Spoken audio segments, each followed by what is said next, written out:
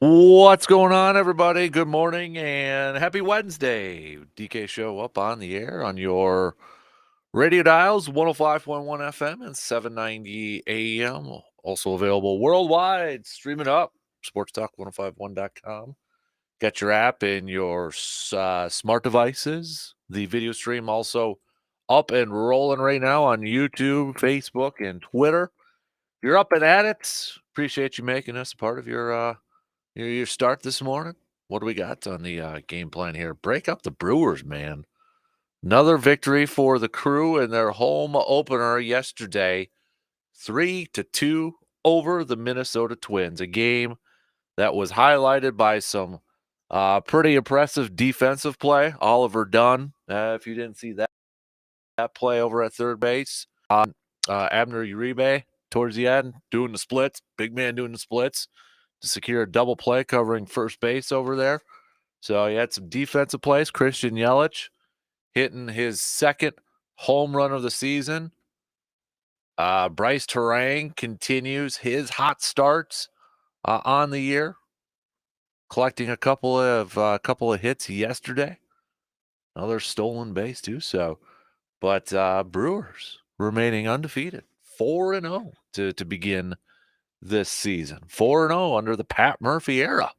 How about that?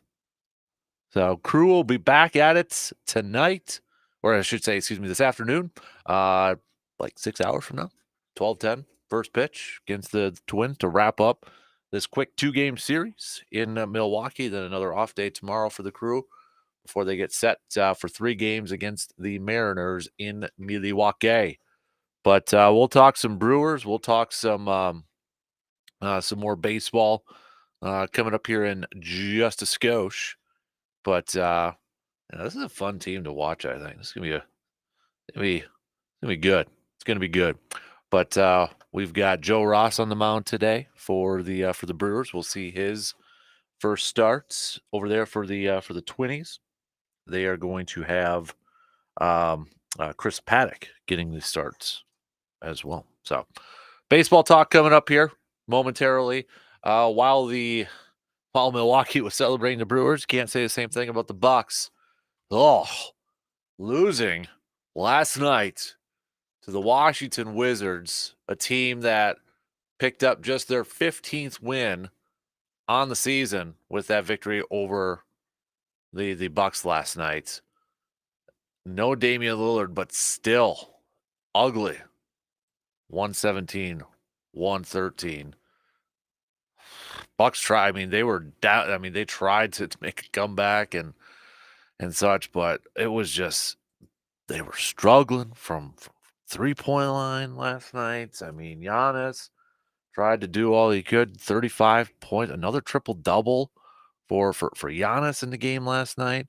But the Bucks shot just 22.9% from 3. 22.9% from 3. They were chucking them up there and they couldn't buy a bucket.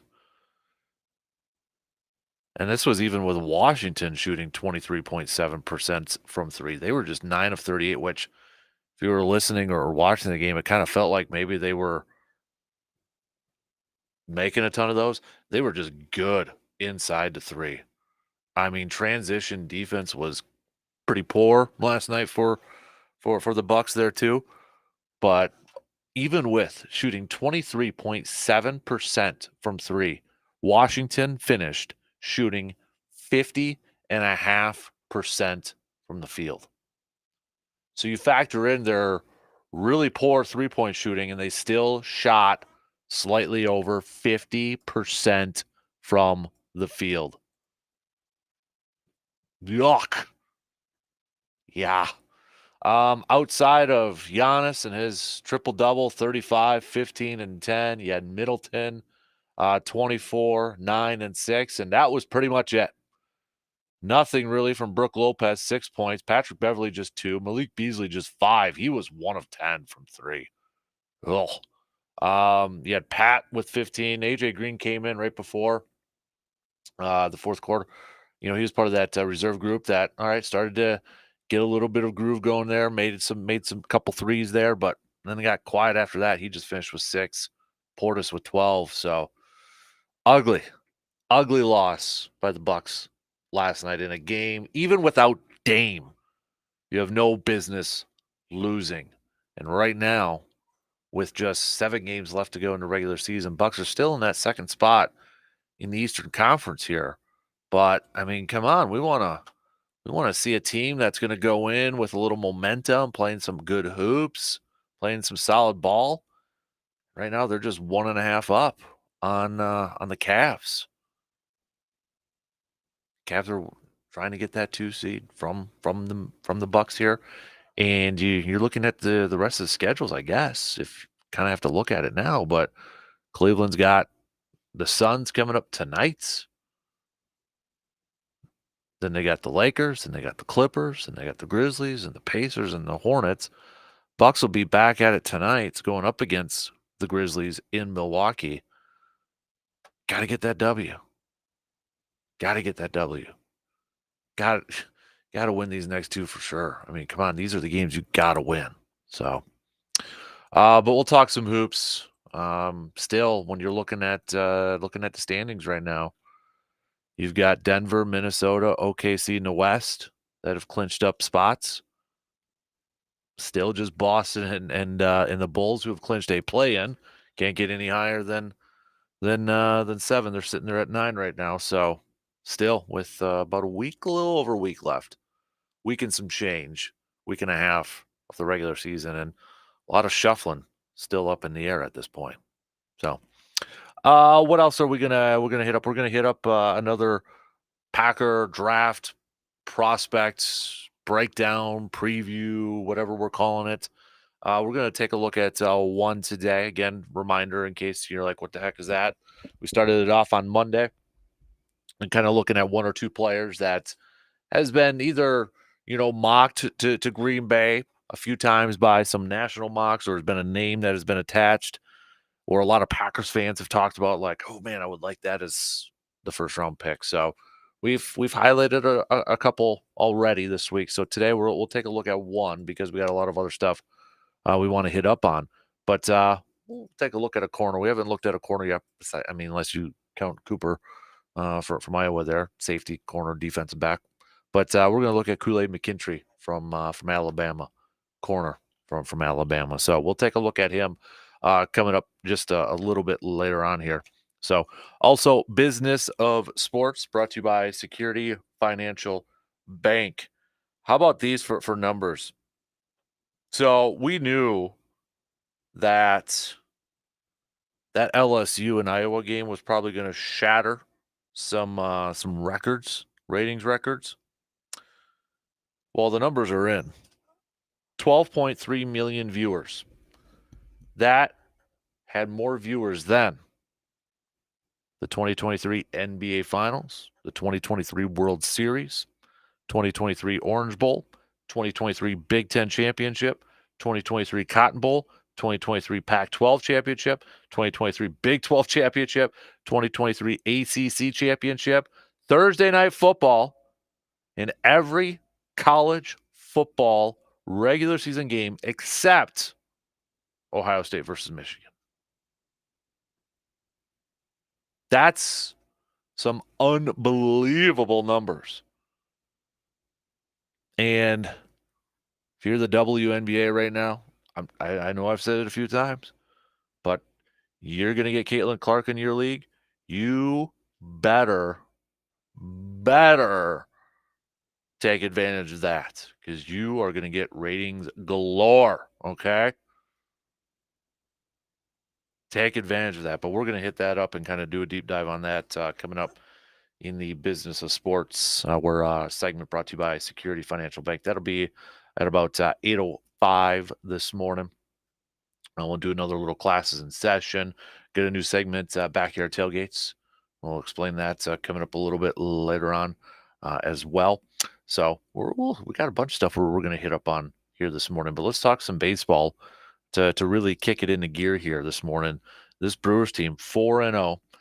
We know there's a lot of season left. But what a fantastic start so far here. We'll recap the W from yesterday, the win from yesterday. Bob Euchre on the call. I mean, seemed like he was in prime form already. If you were listening to the call on the radio dials there, but after yesterday, his schedule is going to be kind of up to him, as Mark Anasio also said yesterday too. With opening day, he talked a little bit with the media and such. So we'll go over some of his comments. Pat Murphy, again, I think Pat Murphy right now is just living his best life. You want to talk about a guy that is completely different, I think, personality from from Greg Council. This is this is Pat Murphy. There was just a really quick quote. It was before the game yesterday, and so Adam McCulvey, who's the Brewers writer for Brewers.com, had been missing some time dealing with some health stuff, and he was back yesterday. And so Pat Murphy was doing a presser before the game and such, and McCulvey asked a question and said, it asked about the Brewers' personality after the Mets win. Pat Murphy led off by saying, "No offense, Adam, but your first question back is kind of a blank question. Let's just say poopy question." And then after the game, he's got his niece's kids with him, and at the presser and such. But I think we're going to be in for a fun ride with Pat Murphy. I can't wait for the rest of the season, how this season goes. But nonetheless, let's talk some more Brewers baseball coming up here. Where do we want to lead off with this? We've got Christian Yelich already a couple home runs. Bryce Terang with his hot start. Jackson Cheerio is riding a 4-game hitting streak to begin his career. So what we got a lot to hit up on. Let's start. We'll take that first break, and then coming up, we'll talk some Brew Crew. They'll try to complete the quick 2-game sweep against the Twinnies in under 6 hours from now. First pitch at 12:10. Can they do it with Joe Ross on the mounds? We'll talk some baseball coming up next.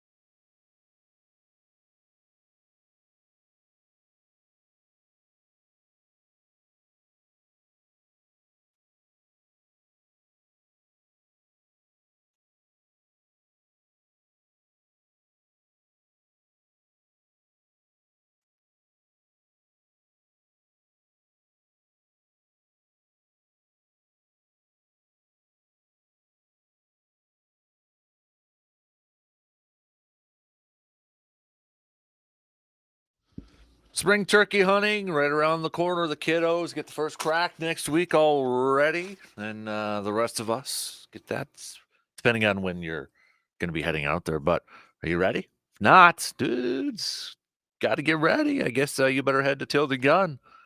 Whether you're looking for a new or used shotgun for this turkey hunting season, Tilden Gun is your go-to place when it comes to all of your hunting firearm needs. With a wide selection to choose from, Tilden Gun has just what you're looking for.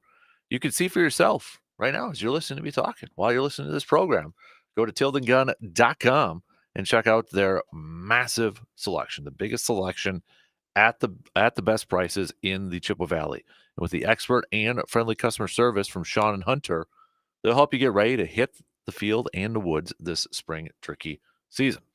Your checklist can be fairly long when it comes to getting ready. Check off a couple of those by simply visiting Tilden Gun. Forgot, I got to check my trail cam, see how much snow that they got over there coming up. Let's see. Got anything popping up here? Live looking to my trail cam. No. Oh boy, that's a bad picture. So, all right, nothing coming through yet. So, all right, let's get rolling here. Let's talk some more baseball. Brewers 4-0 start to the season after their 3-2 victory yesterday against the Twinnies. Had Jacob Junis going out there 4 innings, no decision for him in the game yesterday. Elvis has left the building. No, Elvis Peguero picking up his second win of the season, coming in relief and pitching at 2 innings, just giving up 1 run, 3 Ks for him, and then the bullpen holding it down after that. But Brewers, it's kind of highlighted by defensive play yesterday. Bowers over there at first. You had Dunn making some sweet plays, that diving catch from the hot corner there. And then Abner Uribe stretching it out in that 9th to get double play, to get out of a little bit of a jam. He let it off with a walk, and then helping be a part of that double play. I think we're going to see replays of that double play throughout the rest of the season. If you haven't seen it, go look at it. If you haven't seen the Dunn catch, go look at it. I mean, there were some sweet defensive plays yesterday, and shout out to the Twins too. I mean, you had former Brewer for a minute, Santana, over there making some good plays as well. So, flashing the leather yesterday, both sides. But Jackson Cheerio still, it'll come. But some of the lines that he takes on those fly balls out there, it was giving me flashbacks of when I try to play outfield. Some interesting paths to the ball there. But no, it'll come. It'll come, and hitting the cutoff man. I know there was one where he tried to gun the guy out at third and was way off and advanced the runners. That'll come with more experience and such. But nonetheless, Jackson Cheerio picking up another hit. 4-game hitting streak, has hit safely in every game so far this year, picking up that RBI. Also, Christian Yelich, home run to deep center field, his second on the season. Just you're looking at this team, and I don't know. There's Bryce Terang again, staying hot, collecting a couple of hits. Took a walk over there too, had an RBI. So I mean, Bryce Terang, you're looking. He's got 6 stolen bases so far this season in 4 games. Whoever picked him at MLB.com for a dark horse candidate to lead the league in steals right now, you go to Vegas or go buy a lottery ticket. You're pretty whoever that was, tip of the cap to you. Pat yourself on the back there a little bit. But Bryce Terang, talk about the start that he has had for a guy that we knew that's a guy that can flash the leather, that he could play the D. It was just the offense was the biggest question mark, something he struggled with last year. Last year, changing up some of his batting stances, trying to get into a little bit of a groove and such. And, this year just looks more comfortable. Looks more confident up at the plate. If anybody hasn't seen the bat that he uses too, I mean, goodness gracious, that bat, he chokes up a little bit, but the knob at the bottom there, I don't think you're going to find a bigger one there. But hey, whatever works, whatever gets you comfortable at the plate. And he just seems like he's more confident. Like, going from AAA, but then making that jump to the major leagues. Maybe there was that adjustment, took a little bit longer than what he would have liked, or maybe, the Brewers were hoping for. But right now, you can't argue. First 4 games, he looks a lot better at the plate. And if he can get on, he is a threat every single time to steal a base. And right now, the first impressions is that Pat Murphy and this team, they will try to take that base. They will try to steal that base and be aggressive on the base pass. And I kind of like having Terang and Cheerio at the bottom of the lineup there. You got 2 speedsters over there. Because think about it, in an ideal situation, right? Terang gets on. He steals. He's at second. You got that speed. Cheerio's up. Cheerio gets a hit. You got to run across the board utilizing that speed. You get Cheerio on for the leadoff at the top there. Maybe he steals a base, put him in scoring position right away. Leadoff hitter, table setter, moves him around. You got Contreras and then Yelich and such. I kind of like how that lineup is shaping up here a little bit. The one thing, though, is that Sal Free, like it's just 4 games in, but Sal Free, like if he's going to be that leadoff hitter, it's off to a little bit of a slow start. Let's call it what it is. A little bit of a slow start. Just 1 hit and 13 at-bats so far this season. Does have a stolen base on there too, but hopefully hopefully that offense, hopefully that bat will kind of come around here for Sal, because got to get that lead off, man. Got to be a table setter up there, but it's just 4 games in here too. So, but yeah, yesterday was just, I was watching, I was listening to, driving around, listening to Yuck. By the way, I know I mentioned a little bit ago, Yuck just seems like he is in prime form. There was he fell off his chair or something like that, and just there you didn't even know it, and just goes on. He's like, "That's $100, $100 just fell off the chair." I mean, just having fun in the booth at the age of 90. I mean, this is like an inspiration to anybody at 90 years old and still continue to do what you do at a high level, still continuing to do what you love at a high level. And if anybody had never heard Euchre before or doesn't know him, and you would listen to him on the radio, I don't think you would ever know that the man was 90 years old.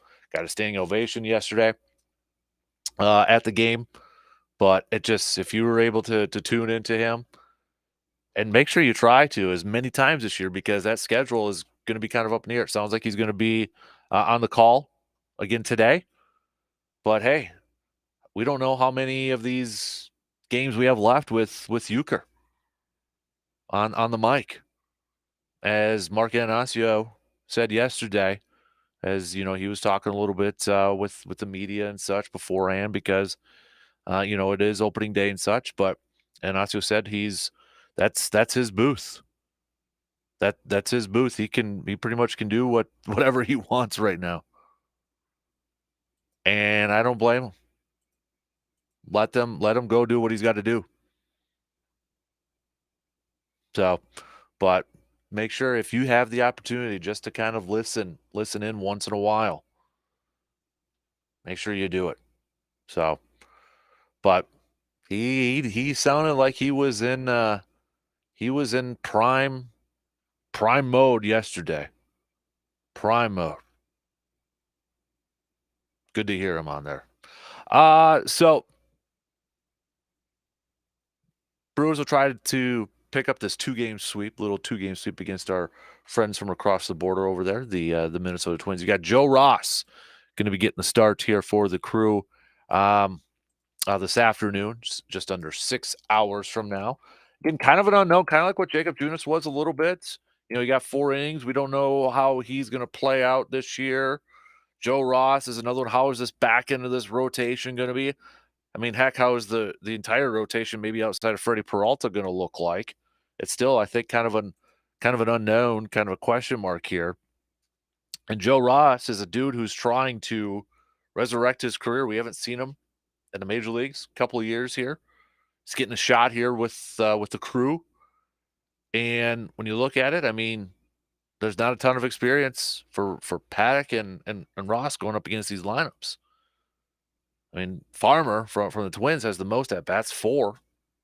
He's 250, and that's about it. I mean, Santana's got a couple and such, but You look at Ross, and this is going to be a guy that I think we're all just kind of like, all right, we'll see. I mean, 2021, he was 5-9 in 19 games started, played in 20, pitched over 100 innings, 5-9 with a 4.17 ERA. He's a career guy of a 4.26.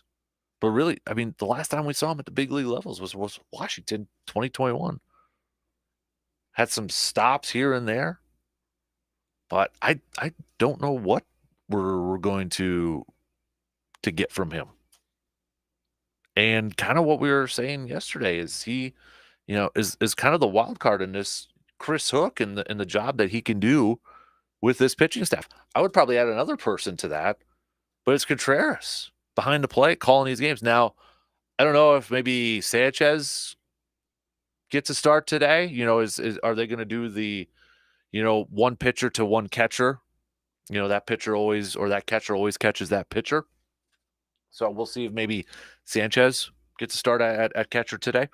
But looking at this pitching staff, you kind of look at the catchers too, and those are guys that are going to be so instrumental in the success of this pitching group, of this young and, well, a little bit older in some cases, but guys trying to keep their careers going and resurrect them.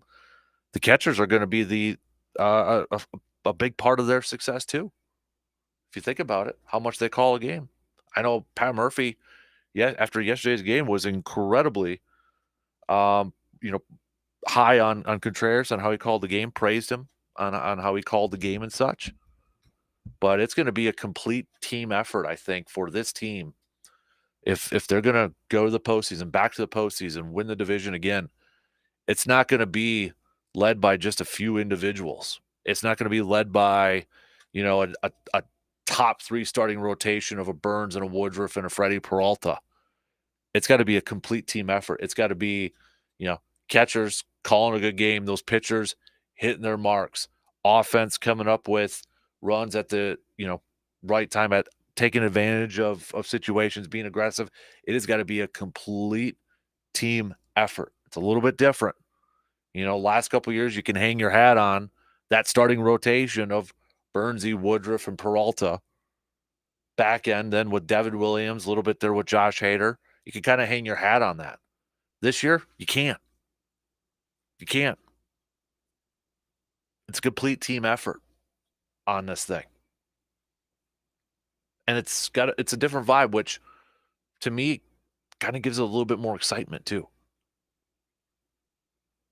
And it was kind of a nice mixture yesterday too, with the past meeting the present, but even though he's kind of the current, so I don't know if that really makes sense here. But I mean, you had Jackson Chourio. This is a Brewers team that's trying to stay competitive now, but yet also stay competitive for the future. So you had Jackson Chourio with an RBI, kind of the future there. But then Christian Yelich, deep shot to center field, home run, present, meeting, kind of the younger and the older, kind of meeting in the middle there. You guys know what I mean there. But I think this is going to be a fun team to watch throughout the rest of the season. Pat Murphy and his personality, having, I don't know if anybody got a chance to catch his Sophia Minert, had a chance to talk to him before the game, and she asked him, how you feeling? And true to typical Pat Murphy form, doesn't matter how I feel. He's all about the players. He's all about the team. It's not about him.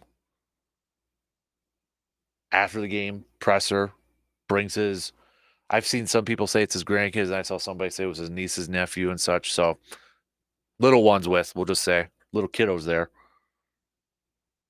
This is a guy who, I mean, at the age of 65 is getting a shot to manage a big league team at the, for on a full-time basis, not on an interim basis like he was with the Padres. Dude's having fun. And I think this team, I think these players respond to him. I think this is a team that's playing off their skipper's mentality. So I know it's only 4 games in, but I'm having fun. This is a fun squad to follow so far. You got some personalities, you got some young excitement. I mean, heck, even Abner Uribe. He's got what is it? Did I see? And if anybody's at the game, you can tell me. But his walkout song's Toby Keith's cowboy because he wants to be a cowboy, is what he said after the game. I mean, love it. I love it. You got Hoskins and his personality. You got these youngs. Just I'm all about it. And then you throw in Pat Murphy on there too. So I think it's going to be a fun season. Might be a lot of ups and downs with the inconsistency with some of the youngsters out there, but I think it's going to be fun. So, Mark Anasio also again talking a little bit before the media and such, and of course, topic of conversation that's going to be throughout the season, and especially leading up to their Memorial Day game series, I should say. Actually, I mean, beginning of May they'll be going up against each other, but his return will be Memorial Day. Talking about Craig Counsell, so I mean, Craig Counsell is going to be a topic of conversation probably. Leading up to May and throughout the season, especially Brewers and Cubs records are going to be compared. Let's be real; they're going to be compared. But Mark said that he and Counsell have not spoken since Craig Counsell said that he would not be re-signing with the Brewers. Mark saying, "I'm sure we will speak. We haven't since then." But when asked throughout the offseason and again on Tuesday, reading a little bit here from the Journal Sentinel, did Anasio, who throughout the offseason, again Tuesday, talked about how he viewed the Brewers as a family, feel at all burned that Counsell not only left, but left to go to the team's top division rival. Mark said, look, I really valued him highly, so sure. But it's the same as he had a huge amount of success every which way. He played for us and managed for us, so sure, that's painful. But everybody has their own families and has to make their own decisions. And I'm certainly respectful of that. And again, as one chapter ends, another chapter opens. That creates all sorts of opportunities for others. Ricky Weeks is now an integral part of what we're trying to do as an associate manager. I love Ricky, and I've known him since 2005. So there's a life karma. But there's definitely going to be a lot of comparisons to seeing how the Cubs finish this season and how the Brewers finish this season, how they match up throughout wins, losses, who goes to the playoffs, who goes deeper in the postseason. There will be comparisons all season long between these two ball clubs. All right, let's take a quick break. Brewers fans, chime in with your thoughts on this ball club 4-0 start. Can they go to 5-0? Can they get the job done today against Minnesota? Hit me up with a text on that Shoe Doctors bullpen line, 715-830-1912. We'll take a quick break, and we'll be back to finish up the first hour after these quick messages.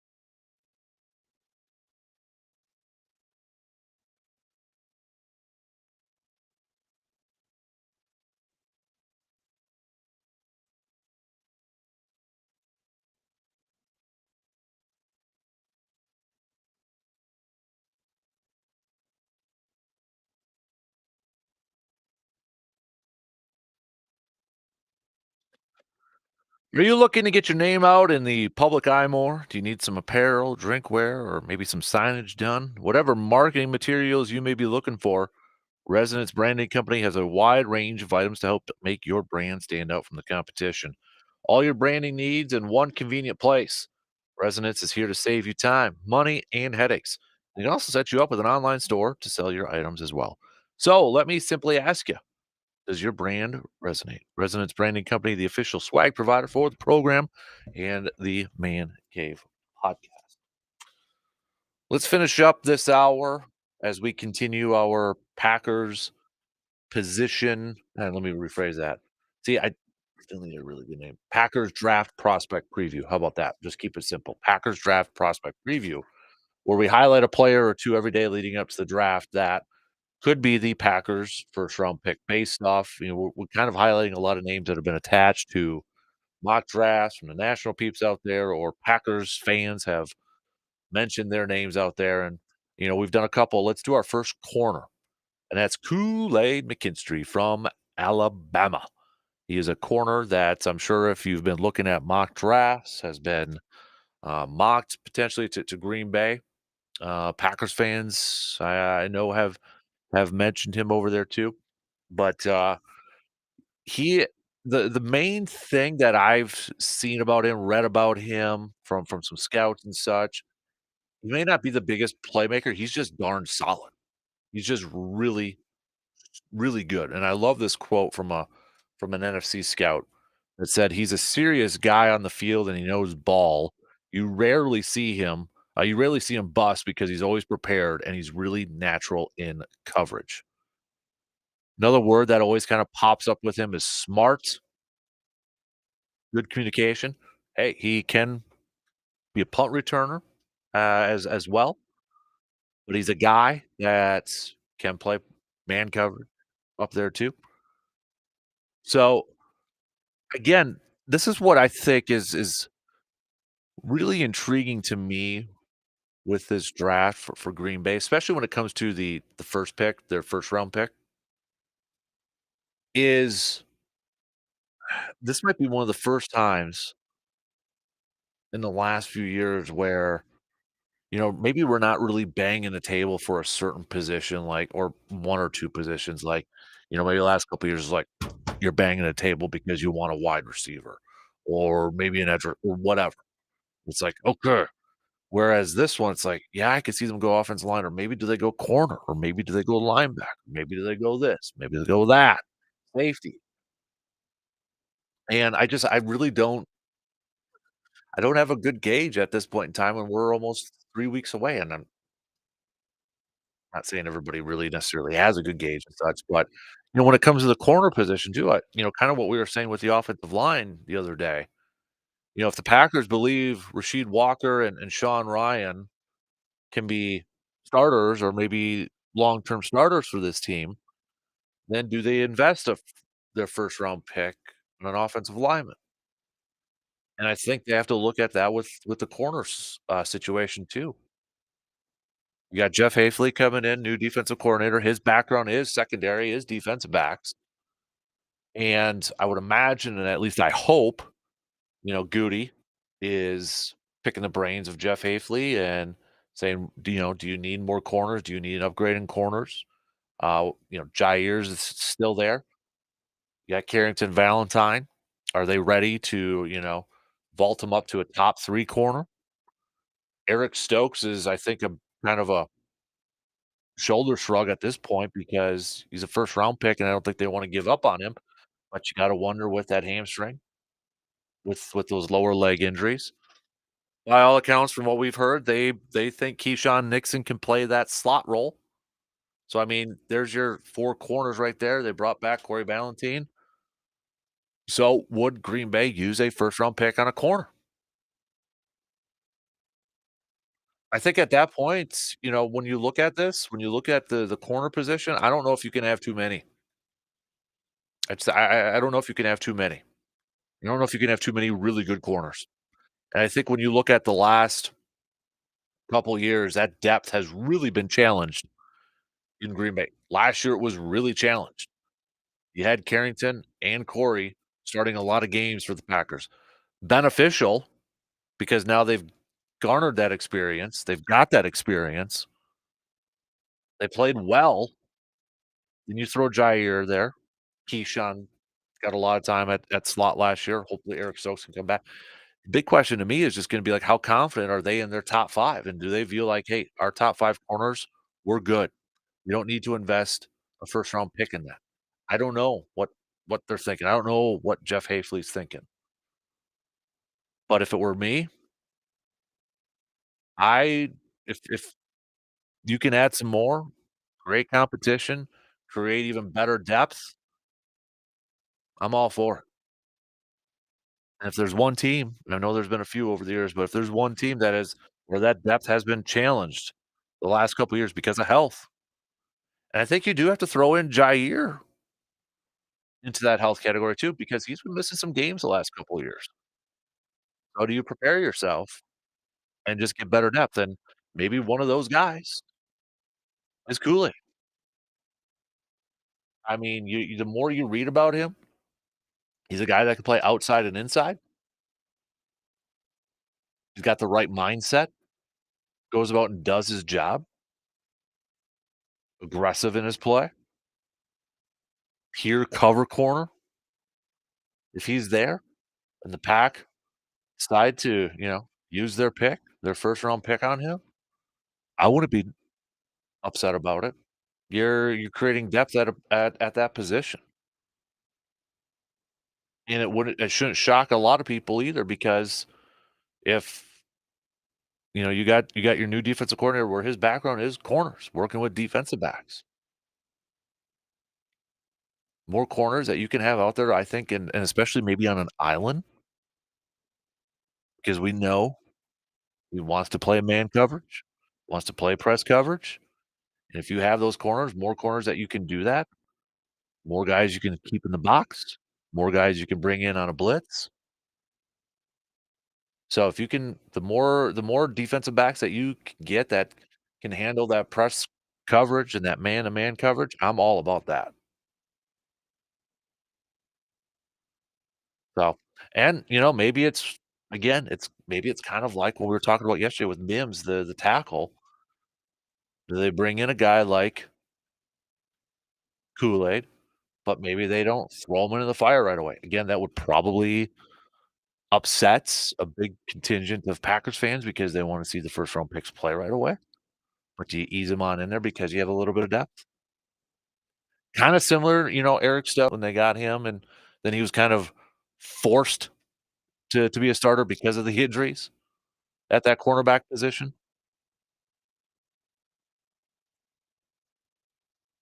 But I don't know, this draft is we're only 3 weeks from tomorrow, and I gotta tell you, I don't know where I'm going yet with my mock on which position Green Bay's gonna go after. I mean, I feel like the positions we all got a good gauge of what positions they need depth at, and they need to add players at. But in terms of that first round pick, I don't have a good gauge yet, and that provides or adds a little bit to the excitement coming up 3 weeks from tomorrow. A little bit of the unknown. I think you can make the case for a lot of different positions. All right, coming up next hour, we'll get to some hoop stock. Bucks ugly loss last night to the Wizards of Washington. Washington just picked up their 15th win of the season by defeating the Bucks last night. There was no Dame, but still, you got to come away with W's in games like that, especially at the end of the regular season when you're trying to wrap up, the 2 seed and maybe give Giannis and Dame a little bit of a breather, and Middleton a little bit of a breather before the postseason starts. But Bucks will try it again tonight as they welcome the Memphis Grizzlies to town. Then they got Toronto on Friday, and then the Knicks. So I mean, now they're home for the next 5 games. Where I mean, the Bucks have been a much better team at home this year, much better team at home this year. So hopefully they can take advantage of that. Memphis, Toronto, the Knicks, Boston next Tuesday. Again, what's Boston going to do? They really don't got anything to play for. I got to imagine maybe they'd play some of their guys just to keep the rust off there. But then you look at it, Knicks are still playing for some positioning in the East. Orlando's playing for some positioning in the East, and they got them twice.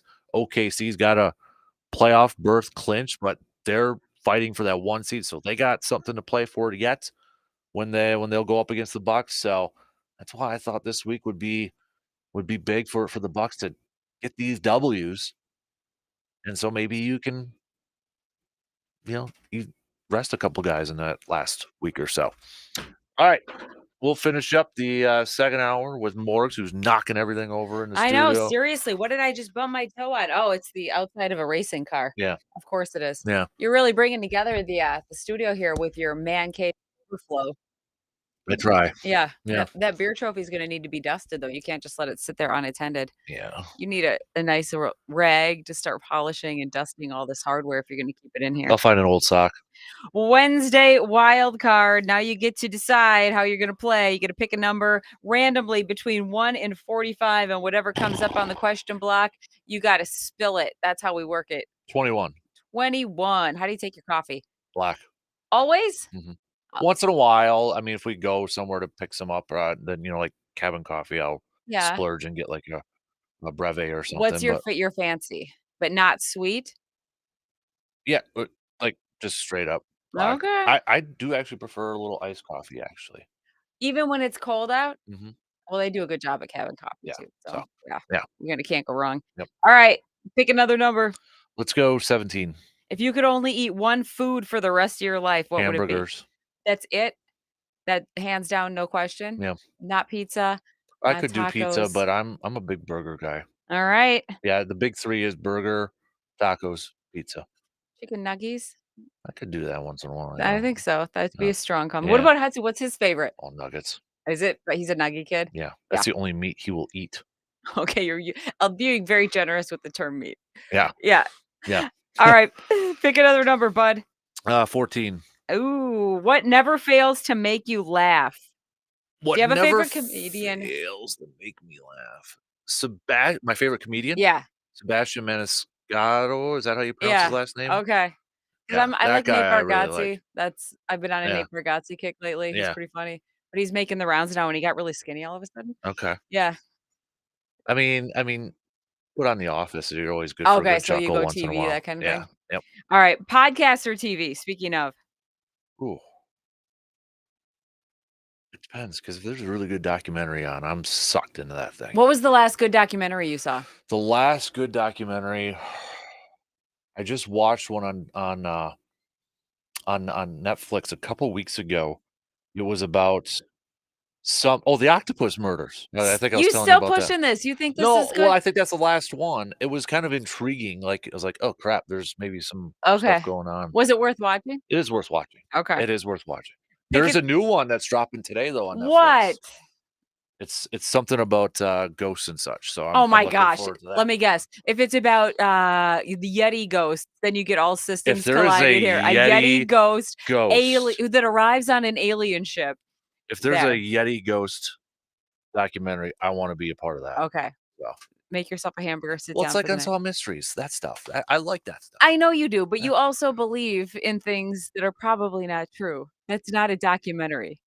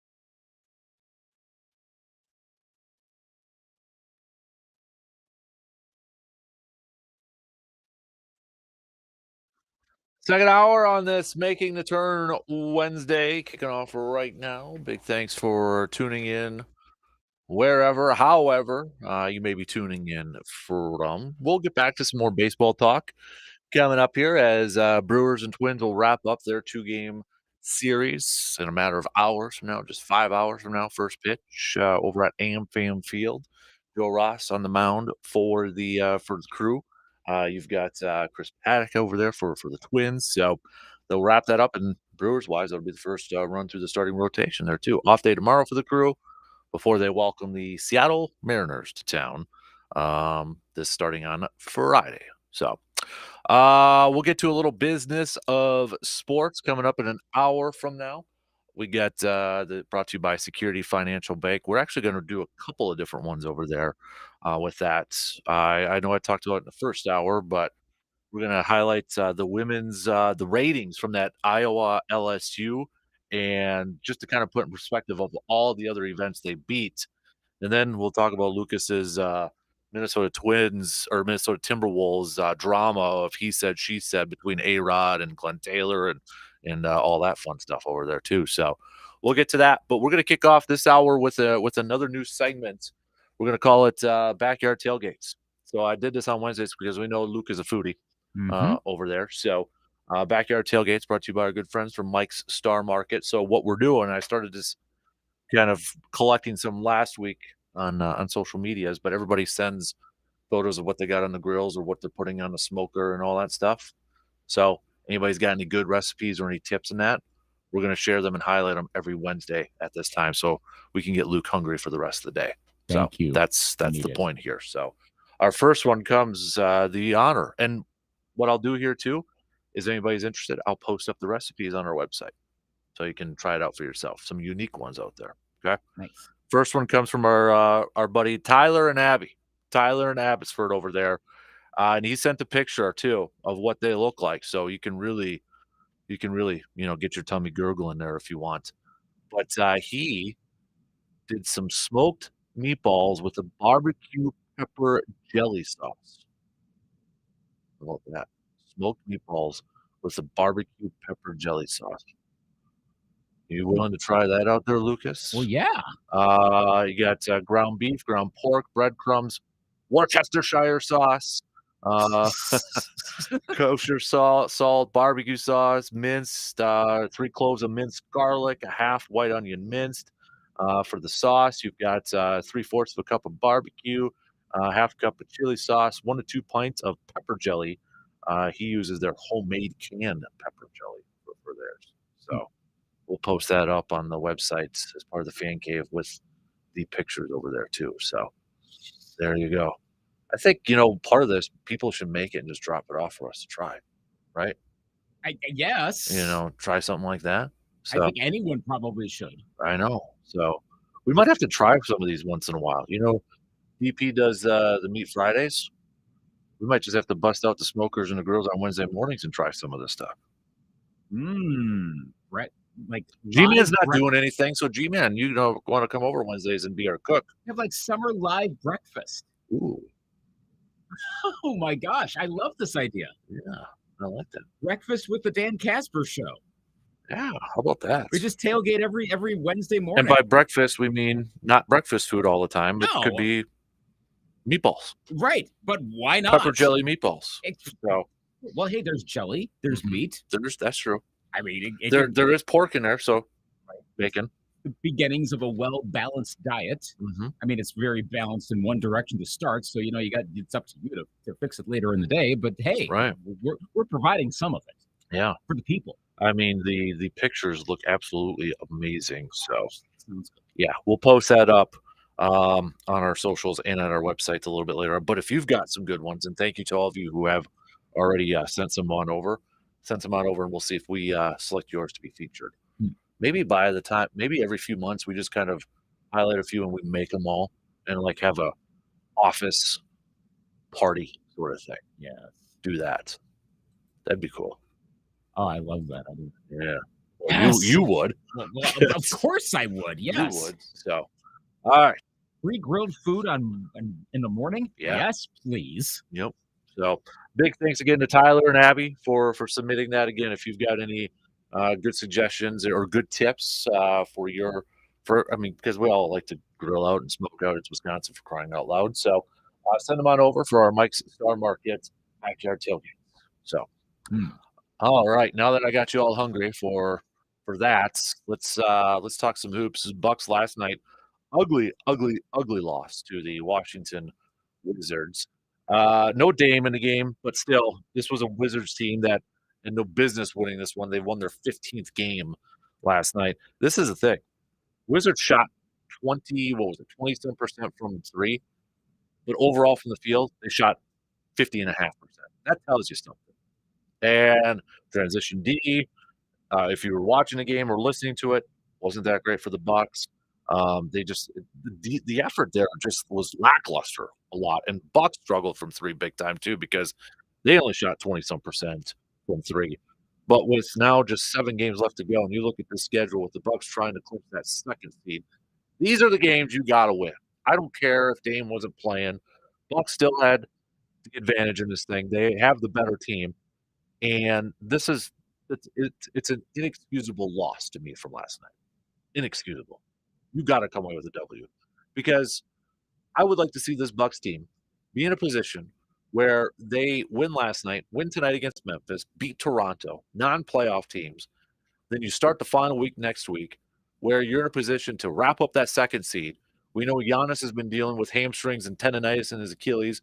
Dame is a little bit banged up. We know about Middleton. But get into a position where you enter that final week where you got games against the Knicks, who are still playing for some positioning, Orlando twice playing for some positioning, OKC battling with your T-Wolves and the Nuggets for first place in the Western Conference. Maybe you can rest some of your main guys for a little bit there and get ready for the postseason. I'd rather have that approach, and then instead of really trying to go all out in the final couple games to clinch that second seed. This is the difference. It's tough to quite do this because there's so many. It depends on how many games left for a given team. The magic number you're trying to figure out. Yeah, well, and then also who gets what spot? Because again, Orlando's 15 out and they're in 4th. Philly's 18.5 out there in 8th. So depending on if there's a bit of a streakiness, that could change a whole lot. But so this is the difference probably between the Bucks maybe playing Pacers in the first round if they're fall to the 3 seed, like if you can look at it right now, or if they win in the play-in, the Heat. Yeah. Or maybe the Sixers. I was going to say the team I don't want to play is the Sixers, because you're getting Joel Embiid back. Right. And they may just happen to be the 7th seed right in time for this. Yeah. That's why I'm really hoping it works out that whoever's the 7th seed, but Philly is the 8th, and then Boston has to play Philly in the first round. Oh my gosh. That's what a first. I know. Like, I still think Boston would win, but at least it'd give them a little fit. Wow. I would imagine. That would be incredible. But by that same token, and I remember we've talked about this in previous years with the Bucks.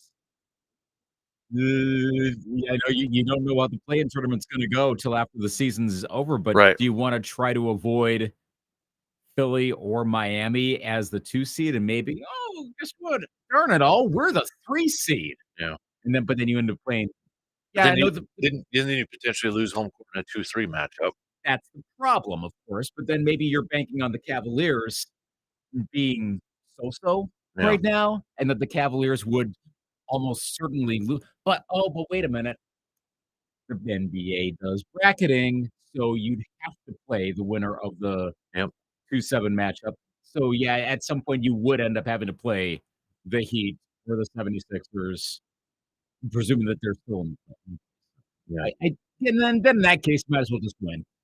Right. Have as many advantages as you possibly can. Because it is clearly evident this team is so much better at home. So any time that you can get a series at home, take it. Take it. Yeah. And then maybe hope that by some odd chance, Embiid's back. Philly is like the 8th seed, plays Boston in that first round. What if they knock off Boston, and then Milwaukee suddenly has home court advantage further down the road? Oh my gosh! Right, exactly. It's a low possibility. Let's say maybe 10% chance, but that's 10%, which ordinarily would be like, there's no way Boston's going to lose until the Eastern Conference Finals. There is a scenario where that happens very early. Yeah. So, but we got a week and a half left of regular season games, and you look at it in Eastern Conference. 11 teams, counting Boston, who's already clinched. Chicago's clinched a play-in. Those are the only two teams who have officially clinched spots right now. The reason being because you've got one team that's still just on the outside potentially to get into the play. We know the teams though for the most part who's going to get into the postseason because it literally could just be in a matter of like a couple of games here where it's like everybody all of a sudden clinches a spot, but you got positioning that's still up for grabs. Like Brooklyn is right now the 11th seed, but they're 6.5 back from Atlanta, who's at 10, but they're not mathematically out of it yet, but like really close. Yeah, like one game that's going to make a difference. Exactly. So, but officially, Boston and Chicago right now are the only ones that have clinched spots. It's kind of the same in the West too, because Denver, Minnesota, and OKC have all clinched, but they're fighting for the one, and this is going to go down to the wire. 0, half. They're essentially all at the top, and they're all division teams too, which is just even better. But then Houston's on the outside looking in. They're 3 back from Golden State. They've been one of the better teams in the NBA of late. Right, exactly. So we got a good guess of who the teams are going to be besides maybe one year. It's just so much positioning. And even in the West, Clippers, Dallas, and Pelicans for that 4, 5, 6. Sacramento and Phoenix are just one game out from, jumping in that top 6. So this is going to go down to the wire for both Western and Eastern Conference. Not necessarily who's going to make it, but positioning-wise, I mean, seeding. At least you don't have like a really good team that's going to be out. Houston might be above 500 and not getting the play-in, but that would be by maybe a game or 2. The Bulls and Hawks are noticeably under 500. They're not putrid. But it's just a shout out to the old school Eastern Conference of under 500. Memories of the 2000s. The Bulls and Hawks aren't going to advance. It's going to be some combination of the Pacers beat Sixers. Maybe if the Knicks if they falter enough, or the Magic if they falter enough. I don't like it. It's easy to look at the play-in and go, okay, cool. So it's going to be like last year, and like the Heat, they go on a run. Bulls and Hawks are, the Bulls will look somewhat better. Neither team is going to advance even beyond. If they somehow get into the main playoffs, they're not going to get beyond the first. So that strikes me as irrelevant. Whereas Golden State could, like, there's certain moments you're like, wow, and certain moments you go, they're done. And I don't know, night to night. Kind of the same with Phoenix. Some great nights and some not ones. The Kings have an Achilles heel right now with some of their injuries. They're not an NBA Finals team. Who the bleep knows with the Lakers? Yeah. Any scenario like LeBron's out. No, Anthony Davis is going to go for 40. And this is D'Angelo Russell's night. I don't know. The serious teams in the West are the top 6. Any of those teams could win the NBA Finals if the matchup is just right with an Eastern Conference team. And that includes the Mavericks and the Pelicans, and the Clippers, and of course the top 3. That is a top 6 conference. Right. Yeah. It's going to be interesting to see how this all kind of plays out. Oh gosh. I'll see. I mean, you look at your T-Wolves for crying out loud, man. I mean, you're not. It's interesting. I mean, at one part you're in the competition for that 1 seed, but you're not going to have the luxury to maybe rest a couple guys to get ready for the postseason. No, that's the downfall of it all. Right? Because what's your matchup going to be? Like, Timberwolves do not match up well with the Pelicans. Don't know why, but that is like the Pelicans are to the Wolves what like the Heat are to the Bucks. Why? It doesn't work out. So and again, I don't want to do the math on this right now because these are so close. But that's a matchup I would prefer to avoid as much as I'm sure casual fans are like, I don't want to play the Lakers and LeBron. I don't want to play the Warriors. Fine, you can beat those teams. Really, for a 7-game series, you can. I don't know about New Orleans. That's the one matchup you're like, oh great, it might be a one and done. Yeah. Yep. Well, we'll see. This is fun in its own way. It's kind of fun. I agree. And I think the NBA is loving this. So, okay. Because you can't load manage at the end. Right. Kind of like what the NFL tried to do with their scheduling. This it happens to have worked out for the NBA so far. It's fortuitous, but that's good. By the way, I've seen some flack on Doc Rivers after last night. Are we back to hey, they should have kept Bud Oh territory? boy. Is this overreaction Wednesday? I just think there's a frustration level for how this team is playing to wrap up the regular season because I'm a big believer in momentum. And right now, this Bucks team doesn't have any momentum right now at this point. They got 7 games to get it, but they don't have a whole lot of momentum going into this postseason if it started right now. It's just watching that game last night, it was like, what are we doing here? Like, that was a team that was the perfect example of a team that had nothing to play for in Washington. They were just going out there and doing their thing, jumping around, laughing, having fun, in a Bucks team that I think kinda overlooked it, took it lightly, and you had a Washington team that was younger, running up and down the court on them. Not I mean, guys weren't getting back on defense. There was a time when Doc, I think, had to use 2 timeouts in, like, a minute and a half because his team was just, like, not hustling for crying out loud. And it was incredibly frustrating to watch that. Hmm. Incredibly frustrating. It looked like a Bucks team that just went into that thing thinking, "Oh, yeah, we got this. On to the next." And nope. It was a team that had absolutely nothing to play for, going up against how many times have we said that? Going up against, a team that overlooked them and picked them apart. That's what it looked like. That was what it was last night. Yeah. It happens, and it should not. I say it happens a lot because it does, but that's also the sort of thing that should never Exactly. happen. I Never totally agree. overlook your opponent. Yeah. And they did last night.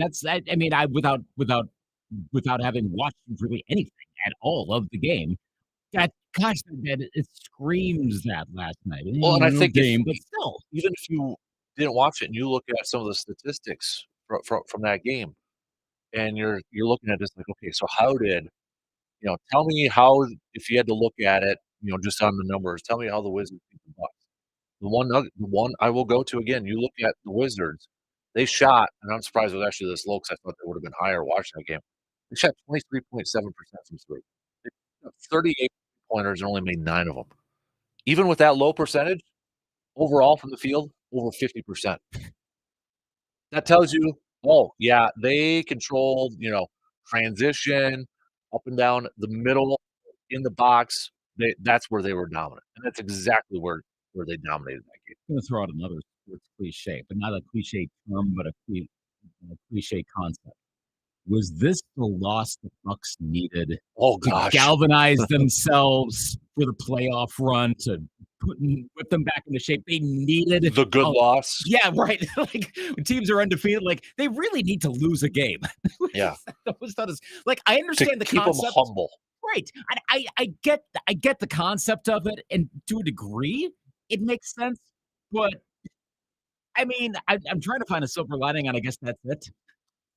'Cause maybe it does make them go, "Wow, we can't be sloppy at all," and they lock in for the next few weeks and months, however long they keep playing. I'm gonna not buy that because I would hope with a veteran team that they shouldn't be that way, but I guess never say never. Yeah. I just That's the thing too, is like this is the one main change, one of the biggest change that Docs has done since he's been there. He's just really utilized veterans in his rotation. Like, you don't see Andre Jackson Jr. play. I mean, the only youngster seems like is AJ Green when he comes in to chuck up a couple 3-pointers out there. Hmm. And he did it last night to try to get them back in the game, and he hit a couple big threes there. But he has really used the veterans more than those young guys, and that's why I feel like you could have wrapped up, or if you can wrap up that 2 seed with a few games left to go, give those veterans a little bit of a break because it's gonna be a long, grueling postseason. Hopefully, it is. The way they're playing right now, as Hudson said last night watching that game, they're not even gonna beat a play-in team again, Dad. So there you go. Yeah. Analysis from a 6-year-old. Wow. Well, hey, he's a genius when it comes to the tournament again, so he must know his basketball. I said this, I'm kind of embarrassed to admit this, but Hudson is now on this kick of asking me who the 5th or 6th best player is on these NBA teams. And I'll admit, there's a lot of teams I can't name 5 or 6. He can. Wow. He asked me who was the 6th best player on the Heat the other day. I'm like, Um, I don't know. You have to get past, like, Butler and Bam Hero and and, Hero, yeah. He's like, "I think um it might be Duncan Robinson." I'm like, "Oh, maybe. Alright." I was just impressed that he threw that name out. Jaquez has slipped, so Yeah, I don't think it's him. Wow, that's impressive. I know. And he was barking off the names of the Washington players and that, so I'm like, Does it I'd be curious his like, seriously, I'd be curious his assessment on the Wolves.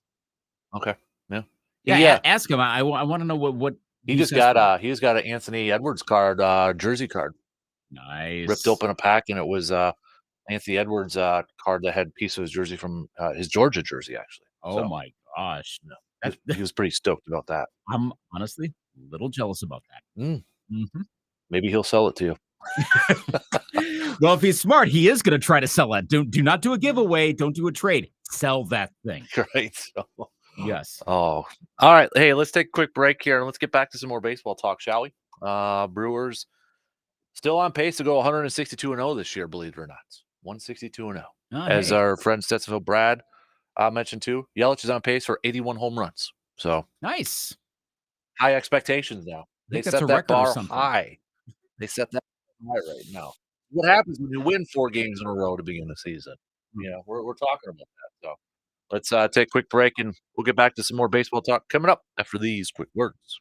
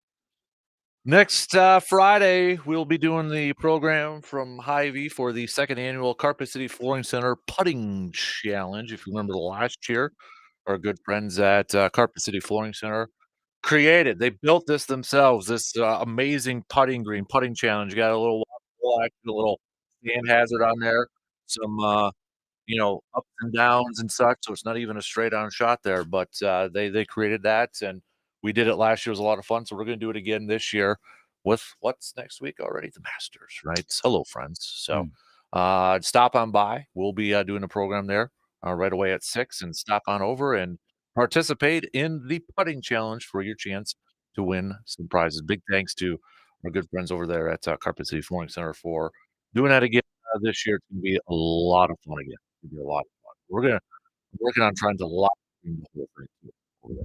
So, all right, your 20s fought my Brewers yesterday. There, Lucas. So obviously, this means we're going to be World Series champs. We'll probably have to play the Yankees in the World Series right now at this point. Although the Pirates are doing really good too, so I guess I can't overlook them at this point in time. Obviously, So by the way, the 92 Yankees and 83 Pirates did not go on to the playoffs. I know that's pre-wild card outside.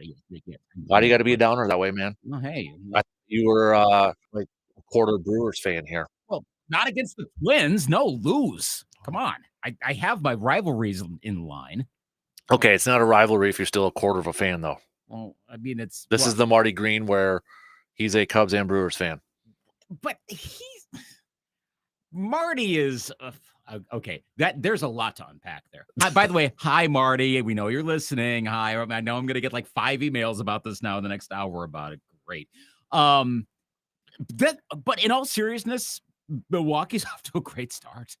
Like, I don't know how long this is going to last. I don't like making assessments about teams for like the first month. Like the it's time again, the Brandenburg theorem. Wait a quarter of the season before you really assess.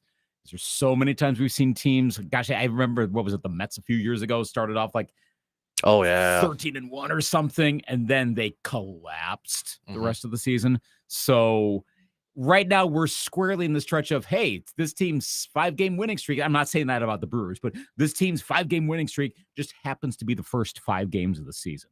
So it looks different. But the overall quality of play is pretty good. Like, if this continues, maybe with the Cubs and their injuries, not knowing if the Cardinals are going to hold on to their veterans all season long, are the Pirates really going to be the surprise team this year? It's possible. I don't think so. The Reds have injuries.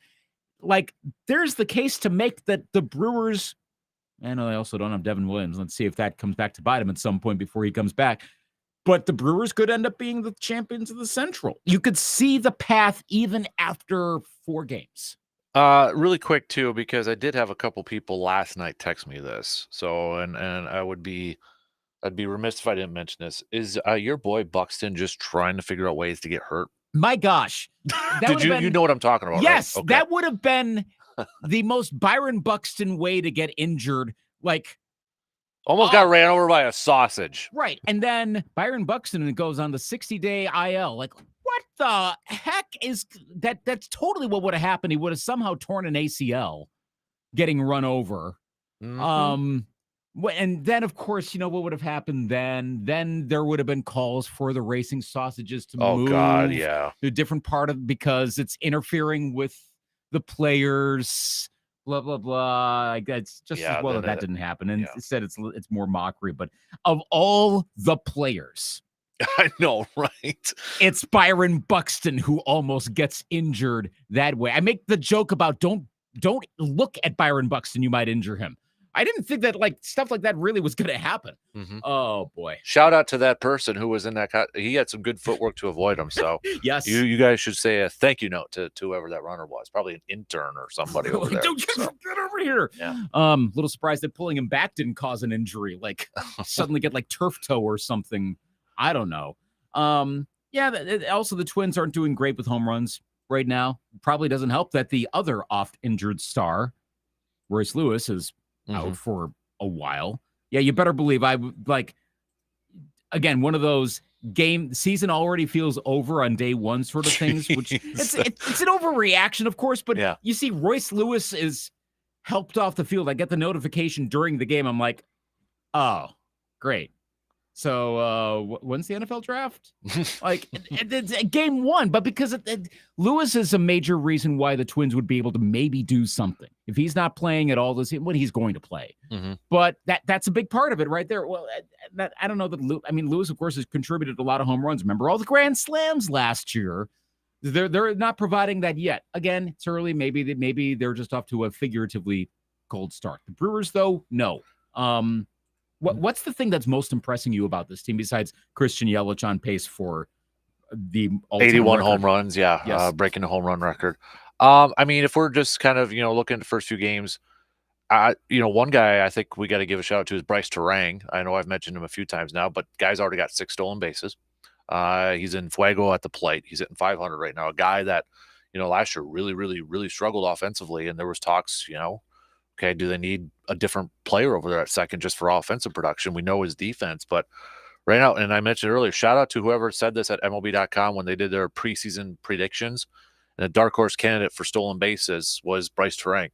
And right now, that pick looks really good because he's got 6 right now. As long as he continues to get on base, he is going to steal bases. And I'm just glad in the first impressions on this thing that finally the Brewers look like a team that's going to be aggressive and steal a bunch of bases, because they have been doing that so far this year. Maybe a little old school with Pat Murphy over there, but I like it. Jackson Cheerio, you got to give the kid credit. He's going to have his ups and downs, his lines to pass to try to catch some of those fly balls are a little giving me flashbacks of trying to play the outfield, which is not a good thing. And, hitting the cutoff man, you would think those are going to come with time and more experience. But offensively, the guy's hitting every single game so far. So, and I just think this is a team that is playing to the personality of their manager right now. Like, that's what, if that makes it, like, this is a team that's got a little swagger. They're a little fun. And we know the whole Reese Hoskins thing. But they seem like a team that's playing to the personality of Pat Murphy right now, I feel like. Pat Murphy, I'll put the qualifier before I do my hot takes, because this is not Skip and Shannon or anything like that, but if this continues, Pat Murphy's totally going to be in the manager of the year discussion. I didn't even want to say dark horse candidate. He will be mentioned if the Brewers keep well. Because the thought was, oh gosh, they're going to lose so much with Counsell. Understandable, because I think, come on, correct, Counsell is one of the top 5 managers in the game, maybe top 2 managers in the game, depending on how he says. We've talked about that before. Like, he's right up there with Bochy, was up there with Francona before Francona retired. All of that. How far you can go with style and personality and such. I'm curious if the stolen base thing is a Pat Murphy approach. Remember last year, the Diamondbacks were the first team with the new rules, really took advantage of it. And at ultimate, I don't think the stolen bases that the Diamondbacks had, that was not the reason they went to the World Series. It kept them competitive, and then they got really hot also in the playoffs. That was kind of a different thing that led to the postseason success. But it allowed them to stay afloat at least enough. It's a winning method. Speaking of pacing, Terang right now is on pace for the modern-day record. Keep 130 in mind. That was Ricky Henderson's modern-day record from 1982. Yeah. So right now, that would be, Bryce Terang is way past 130. Team-wise, Brewers are tied with the Reds for the most steals, and the Reds have played an extra game. My bold prediction of them being top 3 in Major League Baseball and stolen bases is looking pretty good. That would be fun. It feels, again, to go with kind of the old school, like we don't really do this much anymore, but that feels like an old school National League kind of team. Stolen base, a speed team versus a power team. The Brewers have always struck me as, historically, they've always struck me as more of a power team. Oh, yeah. Power pitching and a lot of home runs. Yep, absolutely. And the numbers show that, too. Right. Yep. But they've been good with defense of late, which that's getting away from that a little bit. But they've never really been a speed team, a stolen base kind of team, a a small ball kind of team, which again, I think it's just the way that the teams are built. That's been traditionally National League. I keep thinking of like the 80s Cardinals, Whitey ball. That's the prototypical type of that team. Maybe, I don't know if Murphy's got influence from Whitey Herzog at all. I mean, they kind of look a little bit alike, just a touch, but they kind of Well, you'll listen to some of Pat Murphy's stuff and some of the players. They make it sound like he knows everybody in baseball and either played with them or managed against them. Even guys that probably played, like he probably managed or played against Babe Ruth, with some of the stories out there. So he's going to be Bill Brasky at some point. Exactly, yeah. He's Bill Brasky. Oh my gosh. Only we actually have seen him before. Right. And he's not 8 feet tall either. I've always thought Murphy would do a decent job as manager. It does feel like a transition thing, like Ricky Weeks is going to get the job eventually. But I don't think Pat Murphy was like a 1-year thing. It's not a Band-Aid thing. I don't know that the seat's going to be hot for him anytime soon, leading into the season. And right now, I think I know he's older, of course, so I don't know how long he wants to manage. But I think he might have a few years in him, and he might put together different types of fundamentals than Craig Counsell put together. He was a good fundamental manager. I think Murphy can be a different type of fundamental manager, but that's, I mean, I as much as I love data, I'd prefer a manager also have a good handle on fundamentals versus just, well, this is what the script says. We got to do this thing right now. Because I think you can lose touch of going with your gut. Yeah. You got to have a good mix of both. Don't be one or the other. And I think Murphy's going to be a bit more in that latter zone. I would agree with that. I definitely would agree with that too. So, I mean, going back to what you said about Pat Murphy, if this continues and, manager of the year, what would that say about Craig Counsell then? Especially if now again, the Cubs have a few asterisks on them. It doesn't help with Justin Steele being out. I mean, it's not that long of an injury, but let's see how the rest of the season goes. Because we're going to compare this all season long, of course we are. Yes. I mean, if the Brewers finish above the Cubs and the Cubs don't have a lot of injuries, there's a reassessment that's going to happen. And also, we also need to give it maybe 3 years or so. Let's let I kind of want to see the Cubs fully come to fruition. What can Craig Counsell do with that team? Because Craig Counsell also had some pretty poor Brewers teams, and they didn't win a lot. Not a lot of those. Most often they were competitive, but they're here and there. It's not like they were an 86-win team every single season under Craig Counsell. This could be one of those years for the Cubs, and next year they get everything put together and they go on a run for 90 wins and go, oh, yep, that's what we were expecting. So we shouldn't make our judgment even this year, but we should start considering it if the Brewers finish above the Cubs and the Cubs don't have a ton of injuries, for sure. Yep. I'd agree. Yep. Yeah. So I know it's only 4 games in, but there just seems to be a different vibe and a personality with this team. And that's why I feel like it's a team that's playing under the personality of their new manager. I mean, I love fun teams. Yeah. And it's like yesterday, so Adam McCulvey, who's writer for Brewers.com, he's missed some time with some medical stuff. So he wasn't with the team, at spring training and such. So his first game back was yesterday, the home opener. And I saw this on Twitter. He asked Pat Murphy a question. Okay, so first question, right? Just backing at Pat Murphy's response. So the question was about the Brewers' personality after the Mets series. Pat Murphy's response was, "No offense, Adam, but your first question back is kind of bleep. It's kind of a blank question. Let's just say poopy question." And then bringing the kids with him. I mean, and then even before the game, Sophia Minnaert asked him, how you feeling, home opener? He's like, doesn't matter how I feel. It's all about the players. It's just, there's that different vibe, that different personality. Yeah. And he's also not like, in case anyone hears that and goes, wow, he sounds like a jerk. Well, also listen to how he says it and listen to a lot of the else. He's not. Yeah. And he's having fun with it. It's more like, okay, he's a 65-year-old getting a shot at being a manager that's not an interim manager, and he's having fun with it. He's retirement age, and he's starting as a manager. Right, exactly. That's great. And I mean, he had Rudy. He knows the Notre Dame Rudy, for crying out loud. Found that out in spring training, and he even FaceTimed him for the media members. Like, he knows Rudy. Are we Like, sure he doesn't know someone like that we know? probably. Oh, I know he knows someone that we know. He probably knows Bob Bosold. No, he managed the Blue Gold AD in baseball. Oh my gosh, he does have a connection. Yeah. Well, I was being a little facetious. No, so he really does have a connection. No, Jason. Yeah, when Jason played college ball at Arizona State, Pat Murphy was his manager. Gosh. So really, you could do the 6 degrees of Pat Murphy, and it applies. Yeah, 100%. You were 3 degrees separated. Mm-hmm.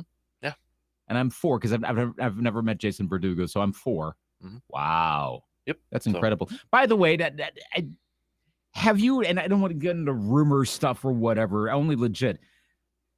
Do we have any clue what was Bob Uecker dealing with, and how much we really can expect? Because that when I saw that statement, I don't know he wasn't doing spring training, but that statement from Schlesinger last week was like, wait, what? Why are we making a thing out of he will be announcing? Like, I figured he was going to do that. Well, I think it's just he's 90 years old.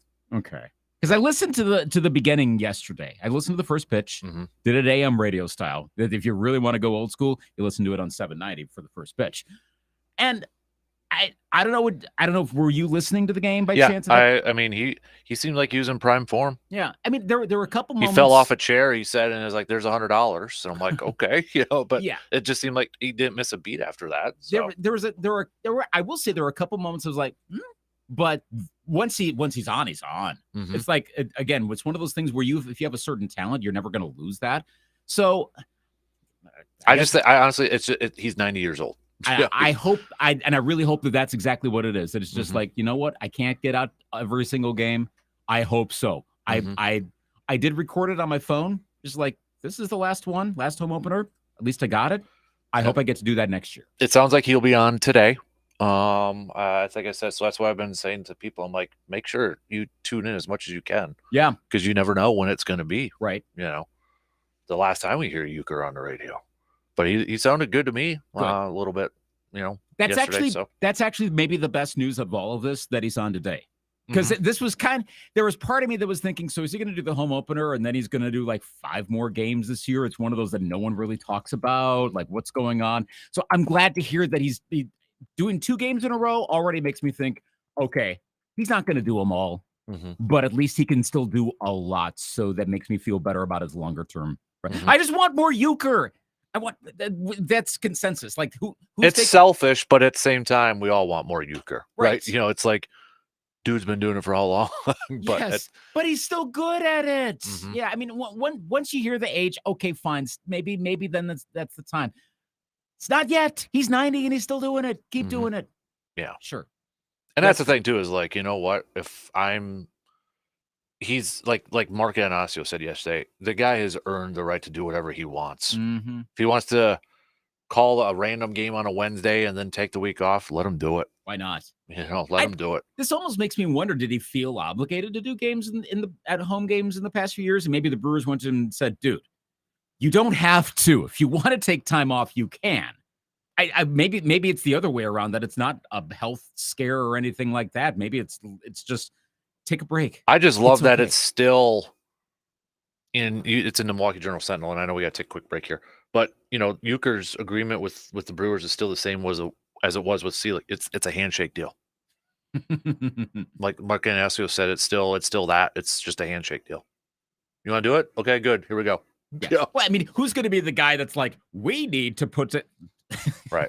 No, it might as well roll with it. We'll take everyone is a gift at this point. And we're getting a lot of gifts every time. Yep. All right, let's take a quick break and we'll wrap up the second hour after these quick words.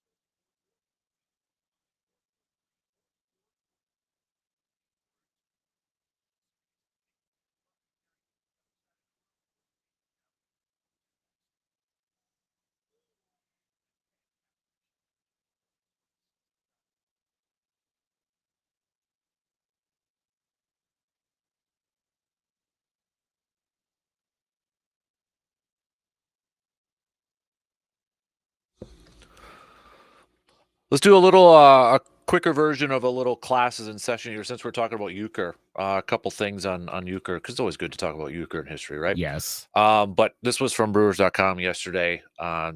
Said here too that he does plan. Let me bring it up here. As he watched batting practice on Tuesday, euchre planned to be back in the booth Wednesday for the finale of this brief 2-game series against the Twins. But the point is, he'll get to make that decision on the fly with the rest of the Brewers' deep bench of broadcasters filling in around him. I think that's also unique too and pretty cool when you look at whether it's the radio or the TV broadcast, how the Brewers have kind of a good bullpen, of guys or gals to kind of step up and all work together. I mean, Brian Anderson's doing stuff, and then Jeff Levering's filling in. To be able to go and have that deep of a bench for a small market team like Milwaukee is pretty impressive. They've got some good ones. I still find it absolutely hilarious that they have two announcers that sound identical. I know. But not in like a stereotypical, like generic sports guy. Like Jeff Levering has a certain sound and Lane Grindle has a certain sound and they both sound alike. Mhm. What are the odds of that happening? I know, right? How often do you get confused as to who's... Oh yeah, there's a few times. Yeah. There's a few times. I mean, you know the differences if you listen enough, of course. Right. Lane Grindle has a little more of the baseball style, while Jeff Levering's a little smoother. But there's a certain tone. Right. They're both good too. Yep. Joe Mauer's probably, or is it Joe Mauer? John Mauer? What's his name? The fourth guy. Now you just, because you asked me, now I just blanked Mauer. Yeah. But yeah, and he's good too. Yep. He's probably obviously the least familiar voice, but yeah, they're all good. Yeah. So across the board, they're good. The TV broadcasts are great. Josh, by the way. Josh Mauer, that's yes. right. Yeah. They've got a across the board. Craig Kashan, of course, friend of the show, doing the pregame, postgame stuff on TV. Tim Dillard, Vinny. I mean, for crying out loud. Schroeder's been doing games forever. Yeah. Sophia's probably the best. Yes. In terms of like sideline stuff. So they're all good. Yep. They're all good. So a couple of other nuggets here. Mark said yesterday, I have the same arrangement with him that Bud did. We do a handshake. There's no contract. I feel it's his booth and he can do whatever he wants in that booth. And that's true this year. Though, do remember a couple of years ago, he did sign a contract because of health insurance. Remember his SAG, Screen Actors Guild stuff. Remember that story? Was cut off or something like that. That makes sense. Okay. Mark recalled that when he was into negotiations to buy the Brewers from the Seelig family in 2004, his first two calls were to Robin Yount and euchre. The euchre call was brief, but then CEO Wendy Seelig arranged for Mark and euchre to have drinks in Scottsdale. They were supposed to meet for 30 minutes, but they spent 3 hours together and have considered each other friends ever since. Do you know, little trivia, so euchre is the second longest tenured broadcaster for one team. Do you know who's number one? Right now, I really should know this. I thought it was like the Dodgers Spanish announcer, but I think he recently retired. Jaime, blanking on his last name. Heron, I think was his name. I don't think it's John Sterling. I think it's going to be one of those. As soon as I say it, you're going to be like, "Oh." I'm going to, and because we're getting close to the top of the hour, who is it? Denny Matthews for the Royals. Yeah, that's right. Yeah. Yep. Gosh, he started with the Royals. Yeah, 1969 since their inception. So. Until they move after last night. I don't think they're going to move, by the way. Yeah. Wow. And that's fascinating because Matthews doesn't get near. Well, I mean, euchre became a star. Yeah. And there's all the TV stuff. Again, the SAG, the Screen Actors Guild, all of that. You Mr. think Belvedere and WWE and obviously Major League. And if all the commercials, oh my gosh. If euchre doesn't do any of that, if he is exclusively the Brewers radio announcer, is he anywhere close to that, or is it more to Matthews territory of... I was going to say he's Denny Matthews. Probably. A great announcer that you kind of have to follow baseball to know. Yep. But instead now he's becoming larger than life. Everyone knows Bob Uecker. Yep. I would agree with that. Yeah. Yep. All right. Shot clock's going to cut us off here in just a few seconds. We're going to kick off the third hour. Business of Sports, brought to you by Security Financial Bank. Going to hit up a couple of different topics over there. Keep your comments coming, though. Brewers, Twins fans, give me some predictions. Do the Brewers get the mini sweep, where the Twins split the 2-game series. Hit us up with a text, 715-830-1912. Quick break, final hour coming up after these news updates.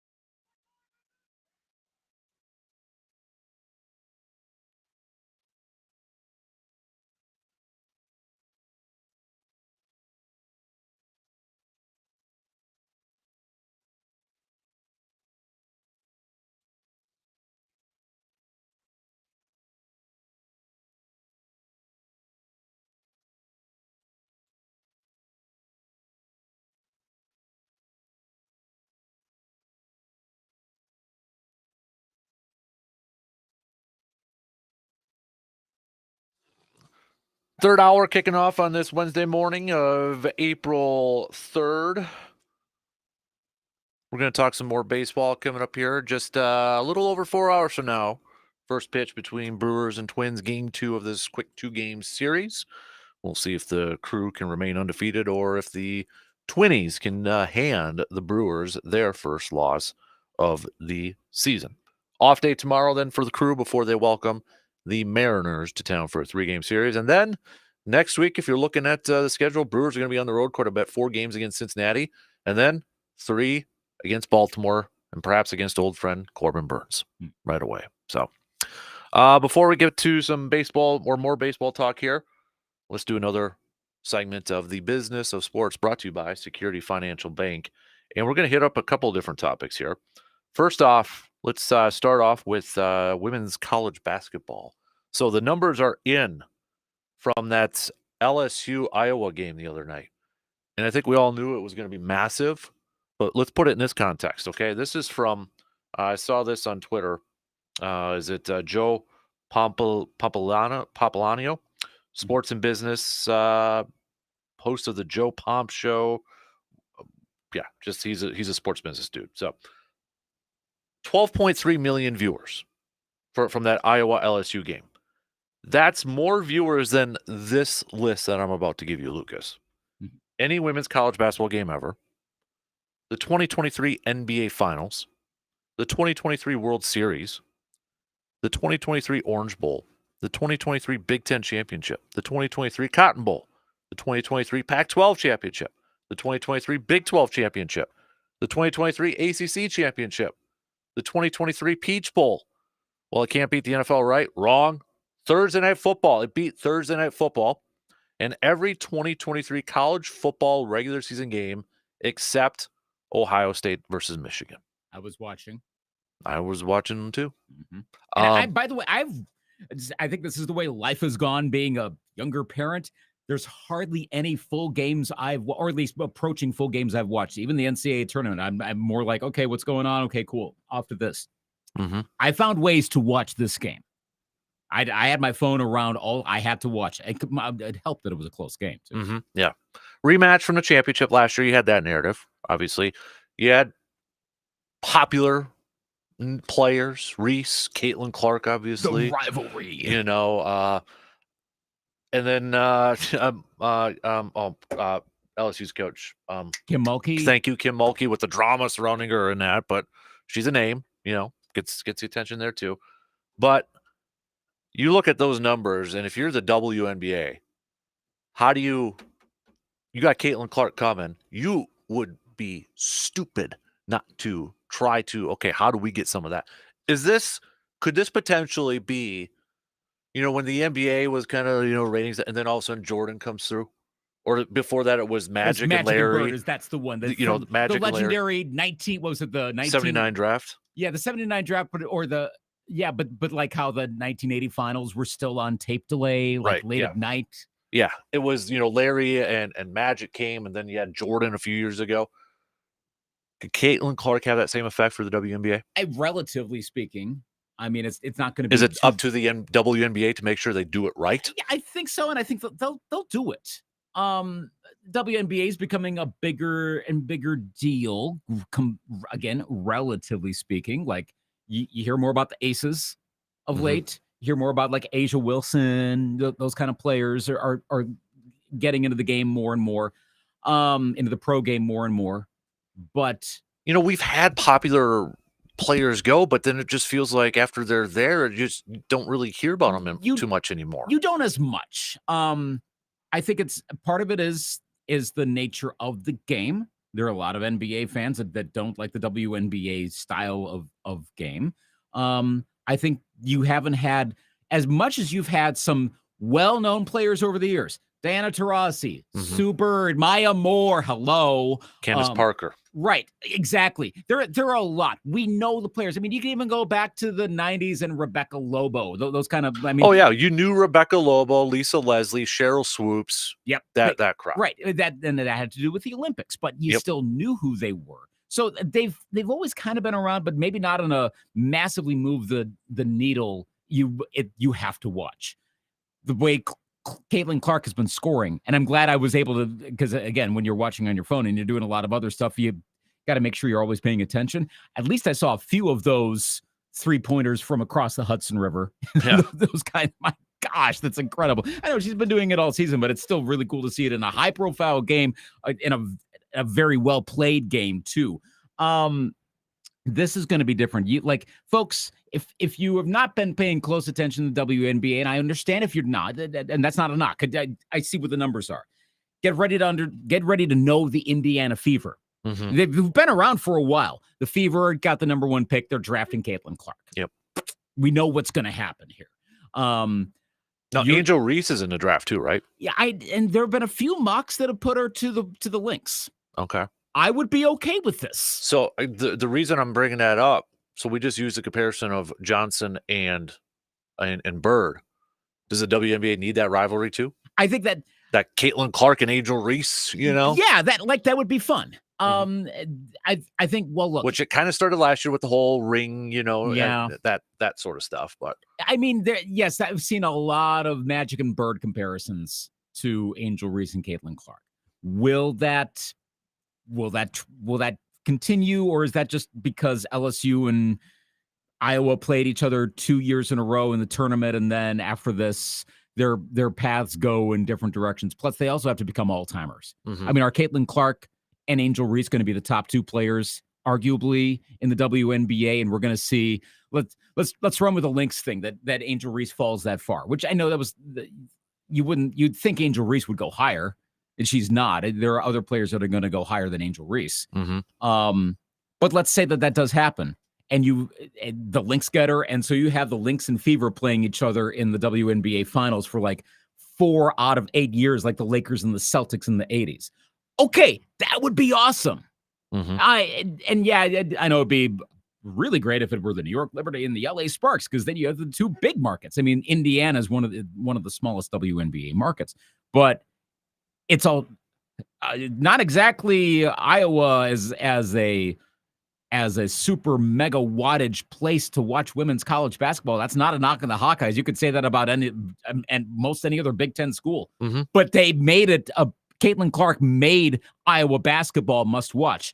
She could probably make Indiana Fever basketball must watch. Of course, ESPN is going to be having a ton of Fever games this year. Oh, yeah. You're going to know about that. You might get sick of it. Deal with it. Her first game will be on TV. Probably on ABC. Yeah. Probably on ABC. Prime time and everything. Of course. And that's the right thing to do, because the data shows that people want to see that. They want to see sports excellence, good, a captivating personality. All of that applies here. Mm-hmm. So, and that's good. I'm glad we're watching this. If it's a good sport, plus women's game is in a better spot. College game is in a better spot than the men's game. Well, I'm really curious to see, and this is where like the Final Four. I said this yesterday. I'm more excited about the women's Final Four than I am with the men's Final Four. Yep, same. I'm really curious to see this Iowa UConn game with the numbers, because you got another one, Paige over there. Paige Booker's from Minnesota, so there's a local girl. And she won't be in a draft this year for the WNBA, but I mean, could this be a little bit of a hey, maybe in a couple of years it's going to be Caitlin Clark versus Paige, in the WNBA. But they keep coming up too. Right. This is what I was saying a couple weeks ago or 3 weeks ago, whenever it was, about the trajectory of women's college basketball, that we could be entering a period where I don't know that the ratings are necessarily like who's the next Caitlin Clark, but I don't know that you need a next Caitlin Clark. You could have a lot of a tier below. But if you have a lot of them, that women's college basketball gets to the spot where men's college basketball was 80s, 90s or so. And that eventually maybe it gets to the point where they start leaving earlier and earlier and earlier, and it becomes like men's college basketball gets gutted, which is why men's college basketball, the quality of play there, it's good, obviously, but it's not what it used to be. There's a lot of, what are you doing when you watch men's college basketball? Women's college basketball, a lot more in the way of fundamentals, mm-hmm. a lot less. And this is also a broader thing. I'm going a little bit on a tangent here with what I'm saying, but it does seem as though youth, especially guys, youth basketball, I'm saying guys because it starts with boys to men. Not the band. Nope. Motown Philly back again.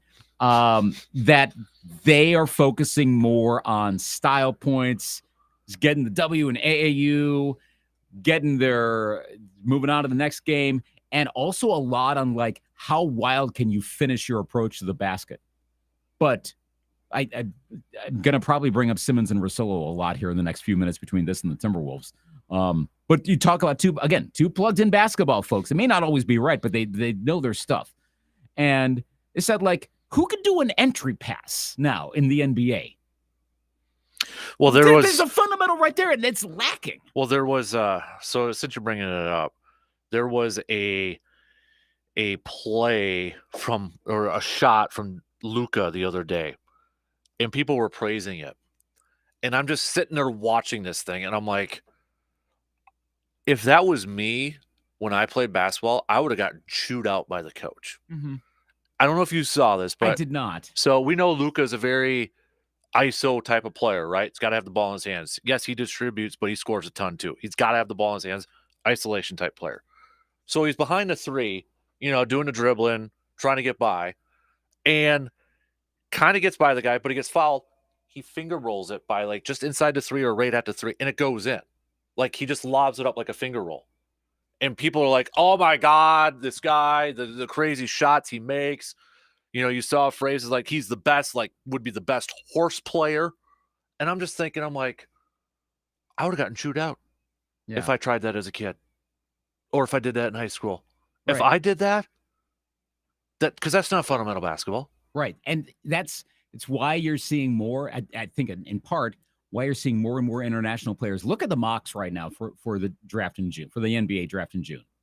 About half of them are college basketball players. The other half are G League, Ignite, but a lot of those that are not college basketball players are from overseas. Mm-hmm. And I'll bet a lot of them are better coached in the overall sport of basketball and not trying to come up with the sickest fire emoji way to get a 2-point shot. There's a lot of kids, and I get it. When you're a teenager, you're like, oh my gosh, I can do this. I get it. I understand. But you're not learning how to play the game. And I say that as someone who can't play basketball, but you can observe it. In the women's game, now maybe that leaks over there at some point, and eventually they're doing wild finishes and no one can do a basic entry pass. It could happen, but it's not right now. If you want to watch a better game, women's college basketball versus men's college basketball for sure is better. I don't know about the pro level, but maybe that happens at the pro level as well. Mm-hmm. It could. I don't know if that's ever going to be reflected in the numbers too, because the NBA is so well established. I mean, we know the teams there over the course of decades. But it's a better game to watch, and folks there were some Clark and Reese plays. I'm going to focus on those two in particular. They made great plays. Mm-hmm. They made some great blocks. That's the sort of stuff you really want to see from basketball players. Mm-hmm. What I saw a couple nights ago. Right. And that's going to go more in the WNBA, and that'll get the WNBA numbers up. Absolutely true. Really quick before we go to the other portion of this too. I've mentioned it how many times, like, Tiger made golf cool for me. Like, he was that big of an influence when I was younger as a kid. Jordan had that for others. Can Caitlin Clark do that for the WNBA? What Tiger maybe did for golf? I think that the potential's there. And again, let's calibrate. Is it going to get to the point where the WNBA, the 2028 WNBA finals have like 20 million viewers, and you start hearing about like tens of millions of dollars per season? I don't know. And it's up to networks that got to carry this too, right? I mean, you got to get onto a network that's going to be open to a lot more viewers out there. Yeah. Not just like, I'm just going to say ESPN de Ocho, dodgeball reference. Right. But something like that. Networks got to be able to be willing to carry that too, to get that exposure. Yeah. And I would like to think ESPN and Disney, ABC, whomever, or whatever they're like, if maybe they get split off from Disney in future years, there's been talk about that they know the right way to do that. And I think, okay, the other side of this is, and I remember this was more of a 90s aughts thing. ESPN, I heard a fair amount of criticism that they were pushing the WNBA too much. Maybe that was also more of an NBA thing, because of course it was an NBA thing. So that might have been the NBA saying, hey, look, you got to push this. This is our thing, even when the WNBA was losing money. Mm-hmm. So it felt like it's shoving it down our throats. Well, sure, some of that was chauvinism. Some of that was, okay, this isn't that great of a product. I don't want to know about this. It has nothing to do with chauvinism. But there was a lot more of that back then. I don't think that's as much of an issue now. because it's a better league than a far better league. Even with those legends we mentioned earlier, they were playing in the 90s and the aughts, but the league is way better than it was. Watch a WNBA game from like 20, 25 years ago compared to today. It's better now. Women's college basketball has been good for a while. It's better now. So it will get higher profile positions. I think it's going to come. All right, really quickly here to our neighbors to the west, not that far. So there's some bickering back and forth between the Timberwolves ownership group here. Glenn Taylor, A-Rod, the other guy, Chris, is it? Mark Lowry. Why did I have Chris Lowry? Anyways, but we talked about it a couple weeks ago, and then later that day it sounded like they had the funding, but then Glenn Taylor said, nope, they didn't, and the deadline bypassed of A-Rod and Mark buying majority ownership, and now A-Rod's like making the social media or the podcast rounds, the interview rounds, and kind of calling out Glenn Taylor. I saw the other day he was like saying, Glenn Taylor didn't want us to make the move for Rudy Gobert or who's the GM they hired too, like Tim Connolly. Tim Connolly, like A-Rod was saying that Glenn Taylor didn't think that we were wasting time trying to get Tim Connolly and blah blah blah. So I mean, just kind of doing the rounds of the PR rounds, if you will, kind of what public perception of that. A-Rod on PR rounds. Yeah, right, exactly. So I know Shams was on Pat McAfee talking a little bit about it yesterday. So who would you? So I know you've talked about Glenn Taylor quite a bit, not fondly. No. Would you rather have Glenn Taylor as your owner, or would you rather have A-Rod and Mark Lowry as your owner right now? Here's an indication. So after this news broke last week, I go onto Twitter. I'm looking like John Krasinski. I'm the Athletic writer. I had some of Glenn Taylor's quotes when the story broke. Dane Moore, another guy who covers the Wolves. So I'm looking at like what are they saying and what's the reaction? And I'd seen a little bit of this prior in terms of the Twitter reaction. I know that's a subset. It was probably 98% anger, like, oh no, we're going to keep Glenn Taylor. We wanted A-Rod. Think about that for a second. People wanted Alex Rodriguez to be involved with their team. Yes. They thought like, oh gosh, this is going to screw up the Wolves forever, et cetera, et cetera, et cetera. I was expecting more of a, well, at least we don't have to deal with A-Rod. Nope. It was almost universal reaction being upset about this. Yeah. There was a good amount that was like, oh, no, we're not going to get Kevin Garnett back involved, which because of the whole grudge thing with Glenn Taylor. I'm like, well, is that really a reason? Come on. I think I'm okay with this. Ooh. And I know that sounds weird, given that, again, citing Simmons and Russillo, they did the worst owners pyramid from the NBA, and there are a lot. You go look it up online. It's a solid list of some of the worst owners of all time. Glenn Taylor's in the third tier, but there's not much above. Like, I think Ted Stepien from the Cavaliers, the guy that ended up with a Stepien rule. Yeah. Because he can't trade consecutive first-round picks. Yeah. He's at the top with Donald Sterling. I think Robert Sarver. No, this is of all time? All time. I was going to say, because Sterling's like, wait a minute, what? Yeah. So, okay, yeah, all time. Sterling's up there. I think Sarver and I'm forgetting who else was second, but then Taylor's on the next tier with like three Well, the others. Knicks guy's got to be up there, isn't he? James Dolan, I think, is actually below. Wow. But it's still not a good group to be around. Like you just don't want to be in that pyramid. And they went through Simmons did the laundry list of all the sucky things that have happened under Taylor's tenure. It was a long list. So I don't need to repeat that. And look, I've never had a lot of faith of the Timberwolves being a good organization under him. A-Rod probably is. I'm sure A-Rod's correct about not wanting to hire Tim Connolly. Mind you, though, and now it looks good. A year ago, the Rudy Gobert trade looked like maybe the worst acquisition, worst transaction in the modern NBA, which is saying something for the Timberwolves. That was worse than anything else that the Wolves had done under Glenn Taylor. And this was essentially a post-Glenn Taylor move. Now, again, year on, maybe it actually is going to work out. So, okay, maybe we can put that one aside. But my bigger concern with Mark Lowry and Alex Rodriguez, and a lot of it, okay, part of it's A-Rod because he's not, again, of high profile. Like everyone knows a person. He probably has one of the lowest Q ratings around. Have you ever been in a conversation with someone like, I really like Alex Rodriguez? Have you talked to anyone like that who's had that opinion since like 2002? No one, like he's generally unlikable, which tells you something about Timberwolves fans' takes on Glenn Taylor that they wanted A-Rod. Mark Lowry seemed like more of the, and they still could be the owners, but it seems like more of the serious owner type. Like this is more of a let's partner up thing, but A-Rod's more of the bright, shiny object, and Lowry would be more of the guy that actually manages it. Mm-hmm. But Simmons made a pretty good point here. Like, look at this transition thing. How many times do you have a stair-step ownership takeover? Sometimes you hear like someone bought 25% and they have the option to get a majority stake. That does happen.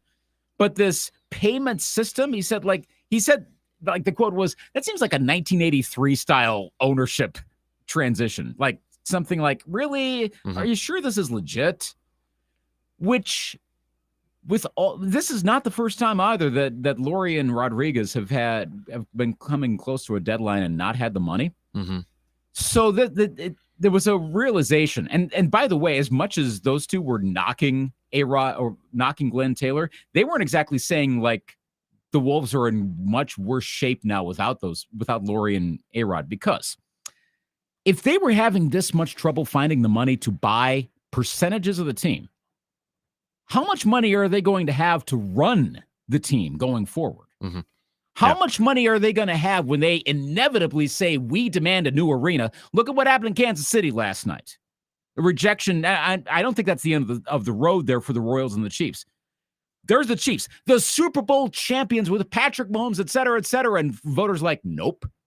What do you think is going to happen in Minnesota if A-Rod and Lowry ask for a new publicly funded arena? Nope.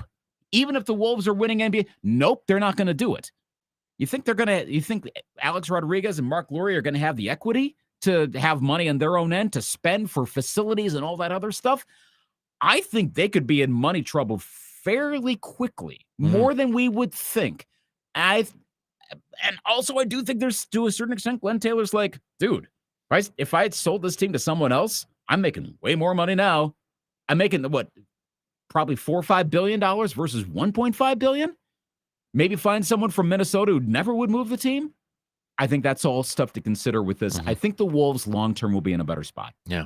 I really do. Yeah. 58% of the voters last night rejected that plan for the Royals and the Chiefs, by the way. So, I don't think they're like, I saw what Andrew Brandt said, and I was thinking almost the same thing. I was trying to game out like, so what, are the Chiefs going to move? No. Where? No. Where? The Royals, I guess they could, but the leases also are still in place for the rest of the decade. Mm-hmm. A lot of this had to do with the especially with the Royals, it was the campaign leading. Like, there was a lack of transparency, the ballpark spots moving around, and then I guess the final plan already needs a lot of changes. Like, there's a lot that was screwed up. Plus, a lot of Royals fans don't want to leave Kauffman Stadium. Mm-hmm. They're like, we're good. Mm-hmm. So there's more. This is not the end of the story in Kansas City. Let's not get on I know Florio was already doing, hey, the Chiefs moved once before. What, in the 60s in the AFL? Geez, Florio, for crying out loud. I mean, I'm glad that he doesn't drink the NFL Kool-Aid. Good. I'm glad there's a high-profile person that does that. But boy, does he make some mammoth leaps. Yeah, he does some Euro step leaps with this stuff. Like, see? Yeah, and he can't handle criticism, too, when it comes his way. So also that, too. But right. Look, this is not over yet. Mm-hmm. The Chiefs will figure this. I mean, I think they could move to Kansas City, Kansas. I know there's interest over there. But again, you got to prove it first. The Chiefs want to stay in Arrowhead Stadium. That's the biggest thing. The Royals the Royals ownership wants to leave Kauffman Stadium. The Chiefs, they want to stay at Arrowhead. Mm-hmm. And I think they're going to try to find a way to make that. Mm-hmm. All right. You're a little riled up now, so take a break. Right? I do. I'm kind of sweating over here. Yeah. So we'll take a break here. We'll get back to some Brewers and Twins talk. First pitch in less than 4 hours from now. Give us your predictions. Hit us up with a text. We'll be back in just a couple minutes.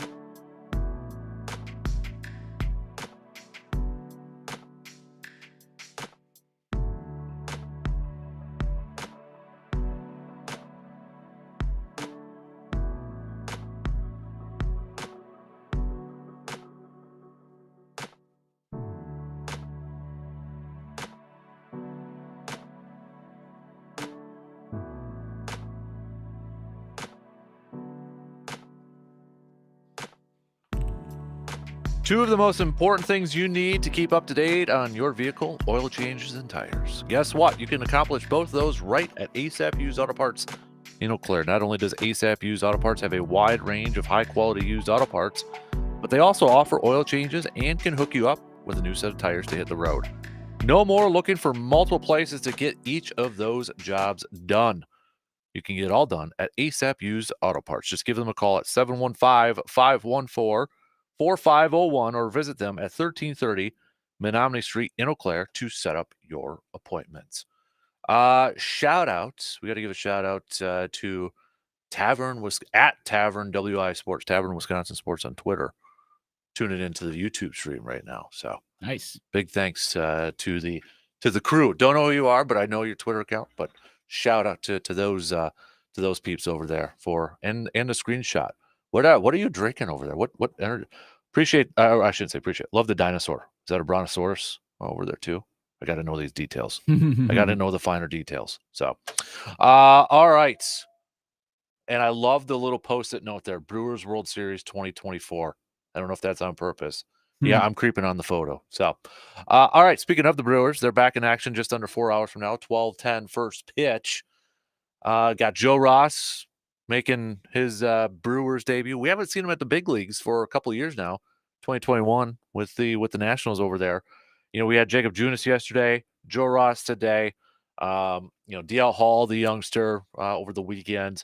Colin Ray, which we got to see a little bit last year. More familiar with him this year.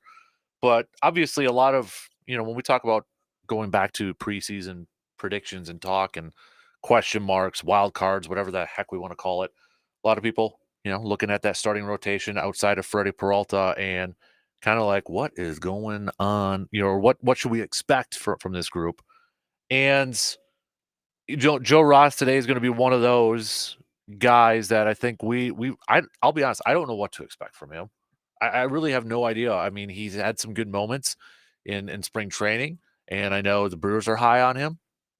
But I think the wild card, when we talk about, the starting pitching group for the Brewers with the unknown uncertainty surrounding at least 4 out of the 5 here, I think that just, one, puts more pressure or, kind of a wild card in the success for this is Chris Hook, the pitching coach, which – by all accounts, the players love him. Remember when Pat Murphy was hired, what was some of the players saying? Is Chris Hook going to stay around? You look at the results, the success. Our good friend Dominic, who hosts the Brewers postgame show, noted after the Freddie Peralta one hit shutout or one run opening day, 11 times since Chris Hook has been the pitching coach for the Brewers, 11 times the Brewers have had games of one hit or less. That's the most in Major League Baseball. Wow. That's pretty good. That is pretty darn good. 5 of those have actually come from Freddie Peralta. So he's the ace right now for this team. Yeah. So we look at that uncertainty with that starting staff, but maybe, because we talk about it in sports a lot, right? It's like, yeah, there's uncertainty, but look at, that offensive line coach, the way they develop these guys or how they do that. Are we kind of overlooking the fact that the Brewers have Chris Hook as their pitching coach, and maybe he's the wild card to the success of this starting group? But also, I'll throw in the catchers too. Catchers are calling that game. Pat Murphy yesterday, giving a lot of praise to Contreras for calling the game that he did. Now, I don't know if Gary Sanchez is going to be starting today's game because I don't know if they're going to do the whole one pitcher's matched up with the catcher and try to get Sanchez, to start every few days at catcher. But are the 2 wild cards that maybe we're not focusing a lot on or talking a lot on for the success of this pitching staff? Is it the pitching coach, Chris Hook, and how those catchers call those games? I think that's a big part of it.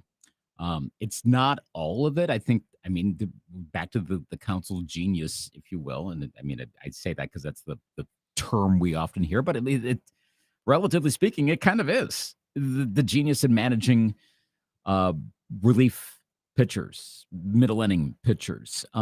That's part of it. That's not there anymore, but I'm sure some of the concept holds.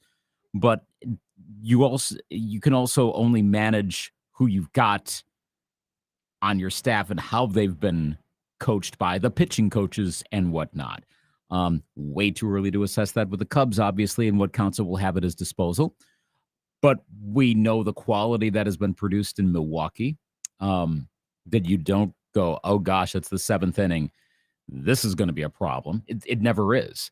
Well, part of that is who's brought up and who's sent down, but part of it is how they're managed, or sorry, how they're coached. Not managing, but coaching, specifically their approach to the game. That's Hook. We've talked about Brewer pitching coaches being pretty good for a while now. Mm-hmm. That's been one of the quiet strong suits of this game. You know, like how the Braves for a long time, the Orioles for a while, and I think in some cases it was that same guy. I'm blanking on who was the longtime Braves pitching coach of the 90s. I can see him. He had a mustache. I'm going to bring up his name. Leo Mazzoni. Mm-hmm. And then someone like that. But the organization still had good coaches, pitching coaches. Brewers are one of those teams. Well, I even go like Dave Duncan from the Cardinals. Remember, he was always with Tommy La Russa. Yes, Tommy, not Tommy La Russa. You know what I mean? So right, Tony. Thank you. But Duncan was one of the better ones out there, and that's been the case with the Brewers too. It's underrated, but it should get more attention. I do think, and again, to go back to how does the season go out? If the Cubs struggle, but the Brewers have success, I think we can start to shift the attention. Again, that would get more attention to Pat Murphy, of course, because he's the manager. But I think that should shift more attention to what are the Brewers doing with the second and third tier coaching. Right. It's gotten some attention. Like the Brewers have been praised for their pitching development, so that's part of it, but not as much. And I think that will increase if this continues at this rate this season. And I think it's you look at the last few years, because what has been a gripe from a lot of Brewers fans, it's been, maybe their inability to find a hitting coach or the hitting coaches now, because it's plural, because they got a couple over there. But I'll use a football analogy. You look at certain teams and they're just really good at developing certain positions. Green Bay offensive line, right? Mm-hmm. Historically, they've been pretty good. Wide receivers. Historically, they've been pretty good. Brewers, as of lately, been pretty good at maybe really focusing on the pitching aspect of it. Mm-hmm. And they just got a little bit of luck is involved though too, to get that right guy. Let's be real. To hire a guy like Chris Hook, you don't know he's going to turn out to be just amazing. You don't know how good these coaches or managers are going to be until you bring them in and they start going. So, I mean, there's a little luck involved with it. Let's be real, and right now, I mean, we look at this pitching staff and on paper, it's like, oh God, I don't know what to expect. It's not the last couple of years of, okay, this team is going to go as far as their top 4 pitchers are going to go. And they were pretty darn good. Corbin, Woodruff, Freddie, throw in a Wade Miley in there. They were pretty darn good. You can't have that this year. I think it's got to be a complete team effort for the crew to get back to the postseason. But now you look at it and it's like, but they got a pretty darn good pitching coach that might get the most out of these guys, that may help resurrect a career like a Joe Ross. Jacob Junis kind of reminds me a little bit of like when Wade Miley first came to the Brewers in 2018, was it? Mm-hmm. It's like, who? This guy that has a high ERA that played for Baltimore and a lot of walks? Oh, God. And ever since he's been with the Brewers, and, obviously he has a quick stop over in Houston and Cincinnati, and then he came back to the Brewers. But when he's out there and he's healthy, he's been a pretty solid pitcher. Mm-hmm. I mean, it helps that Hook's been around the Brewers organization a long time. Yep. 2008 is when he joined the organization. So he's seen a lot. He's got a wide expanse. He's only 55 too. That seems to be also his thing. Like I would think, so is it going to be a potential? I mean, I guess he could be a potential managerial candidate. Well, that's what I remember asking Dominic that, why was Hook never kind of mentioned, and kind of get the impression maybe that's just, he's a pitching coach. Right. Yeah. I mean, he's been in this role now since 2019, and there's been nothing. So, I mean, sometimes that's like, again, Leo Mazzoni, great example. He's probably, again, between him and Duncan, two of like maybe probably, was it Mel Stottlemyre? Thinking of like those bench coaches, pitching coaches, those types where they become as well known as the managers, but some of them, they don't want to advance any further. They're good with where they're at. Mm-hmm. It's totally okay. And the Brewers do have a definite asset there, which, I mean, especially post-Counsell. Again, Counsell understandably getting a lot of the credit and a lot of the attention. I think this is the opportunity for other folks to get that credit. And I do wonder if more attention gets paid further down the organization, unless Hook is like, nope, I am just staying here. I Yeah. wonder if you do start to hear like, oh, well, why are the Brewers doing so well after Craig Counsell left? Well, a lot of it's Chris Hook. Do you start to hear Chris Hook's name? Maybe it's just speculation by outsiders who don't know that he wants to stay, but I don't know. I wouldn't be shocked if that happens this year. Mm-hmm. No, I mean it's kind of like the coordinator in the NFL, right? Mm-hmm. Whether it's an offensive or defensive coordinator. So at the same token, I mean, do we kind of just take pitching coaches for granted when we talk about baseball? You focus on the manager, then you got your bench coach, and then there's like, oh yeah, there's a pitching coach, but how much do they actually do? Maybe in the Brewers case, is that the second most important position outside of Pat Murphy and being the manager? In their case, yes, probably. It's not the case for every team, obviously, but you kind of wonder for the Brewers, maybe. Chris Hook, well, pretty integral part, I would say. Well, and take take the Twins, because I think it was Wes Johnson was the pitching coach for the Twins, and then suddenly left to go back to college baseball, and seemed like the Twins. And granted, they've had a lot of injuries on their pitching staff, and sometimes not the best acquisitions, free agent acquisitions. That's a front office thing, but it seemed like that was a problem. I remember when Johnson left, you're like, oh great, the Twins are going to be in trouble. Twins fans definitely knew who their pitching coach was there, and that's understanding. Again, that's not been the strongest suit like it has been with the Brewers, but that doesn't happen with every team. Like you can't rattle off every single pitching coach that every team has. I mean, oops, I just dropped my football. Do you remember the pitching coach right before Chris Hook though? It's Derek. Well, it was Derek Johnson, right? And remember, Brewers fans were freaking out when Derek Johnson went to Cincinnati. Yep, because of the job he did with the pitching staff. I remember that. And now it's like, oh yeah, I forgot about Derek Johnson, and he's still in Cincinnati. Doing a good job over there too. But maybe that's another example of a guy that, hey, he's just a pitching coach. Because I think at that time a lot of people were like, oh, could he be a future manager for the job that he was doing? Yeah, I haven't heard too much about. I haven't heard too much about him since. No, you really haven't. But the Reds have. I mean, they've got a decent pitching staff right now for sure. So, but Brewers fans, we were all freaking out when he left. Because it's like, dang it, the job that he had done. And I know when Chris Hook first came aboard, he was there were some fans that not too hired about, or not too excited about it. And then now he's probably, I would say, one of the most pivotal people a part of that organization for them to get back to the postseason. Let it all play out, folks. Sometimes these folks know what they're doing when they make these hires. Sometimes they don't, but sometimes they do. And in this case, sure looks like it. Well, if Ross has a good day today, that doesn't dramatically change our assessment, but it's going to enforce it a little bit more if he does that this afternoon. Yeah. So, and then I would say too, back to the catcher one, I think that's also going to be really important for these pitchers, especially like a DL Hall, a younger guy. Obviously, Chris Hook and that pitching coaching staff is going to be huge, but to be able to trust a catcher like Contreras to call a game, or Sanchez or whoever it is going to be, I think, so huge for this pitching staff that's got a young guy in DL Hall where the sky is the limit. People love him. And then also like a Jacob Junis or a Joe Ross who are trying to resurrect their careers.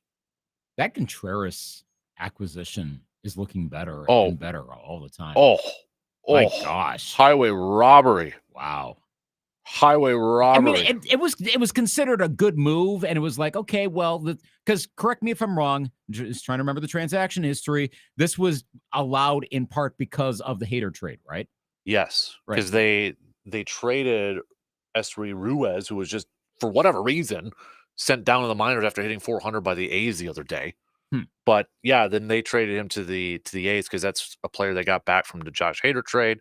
Then they traded him to the A's because of that 3-team deal with Atlanta, Braves, or Atlanta, Milwaukee, and the A's. And I remember thinking, well, that could actually turn out like that's okay, even though the Hader trade still looked like a disaster in retrospect. Like, okay, question: would you still do the Hader trade if you knew that a couple years later it would lead to William Contreras? Yes. Because I mean, you're getting a 26-year-old catcher that is just getting better every single year right now. Yeah. And they threw up a graphic during the game yesterday too. He's got or tied for the most hits by a catcher in the National League last year as catcher. And as Rock pointed out, that's not counting his hits as DH. Think about that. Yeah. Led the league in hits from catcher. That's without counting his hits as a DH. His WAR last year, Baseball Reference WAR, was 3.8 batting. Mm-hmm. That's good. Yeah. to be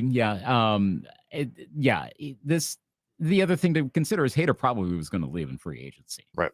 Was he really going to sign long term? No. He was going to go somewhere else, and ultimately he hit free agency, and well, we saw what happened. Now he's a Houston Astro. Well, and he's going to be good there, but I think the other part of this trade too is remember the Brewers got Pyops, who also pitched in the game yesterday too. True. From the bullpen. Okay, so then the final question of this is, so you would take the Hader trade.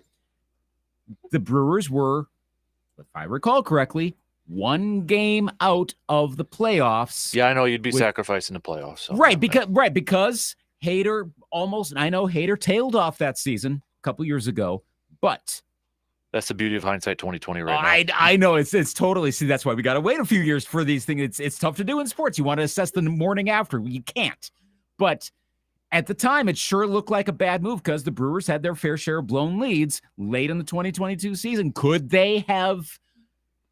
if they had Hader, make the playoffs, and then the Phillies went on to the World Series, would not have made the playoffs. Okay, do you think the Brewers would have won the 2022 World Series if Josh Hader sticks around? No. See, that's the thing. For the Brewers, it's World Series or bust. I don't want another. Hey, cool. 82. Maybe playoffs. Well, that too. Like, how many times we're going to do that? But that's the thing. They've got to actually win a title.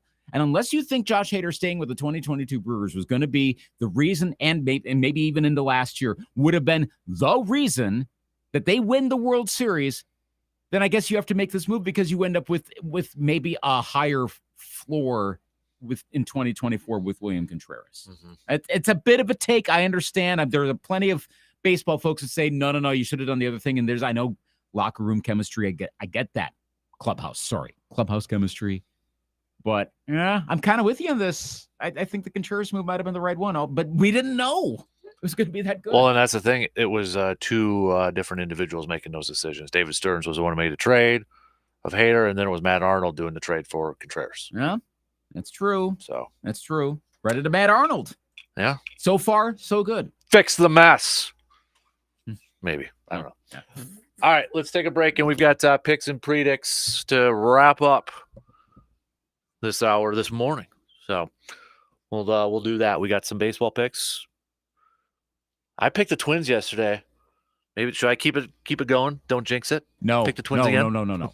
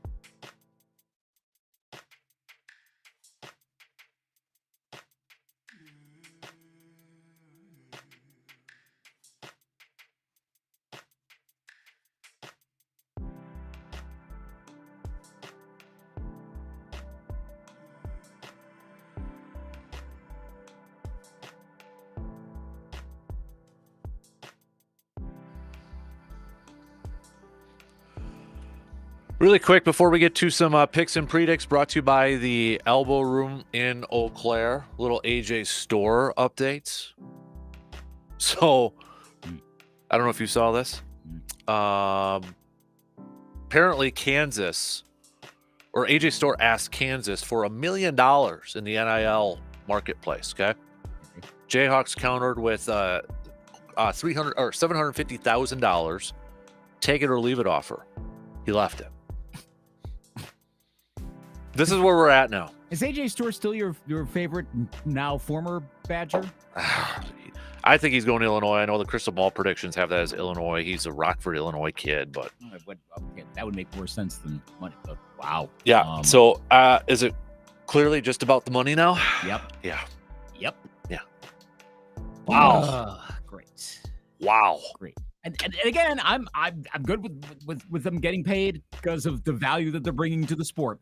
Yes, but I don't know how you do. I'm going to use the again another cliche. How you rein this in? Yeah. But whoa. Yeah, it's something now. That's where I mean I don't know finances how that can all work, but can Wisconsin afford to offer somebody $1 million in NIL, just one player? I honestly don't know. I don't think they could, but I could be wrong. But man, but you want to win a championship? Yeah, that's the thing. Yeah, wow.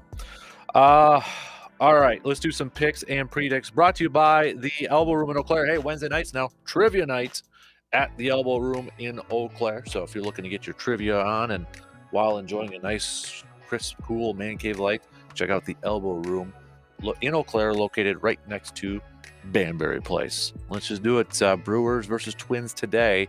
Do the Twins and the Brewers their first loss of the season, or does the run to 162-0 continue for the Brewers for at least another day?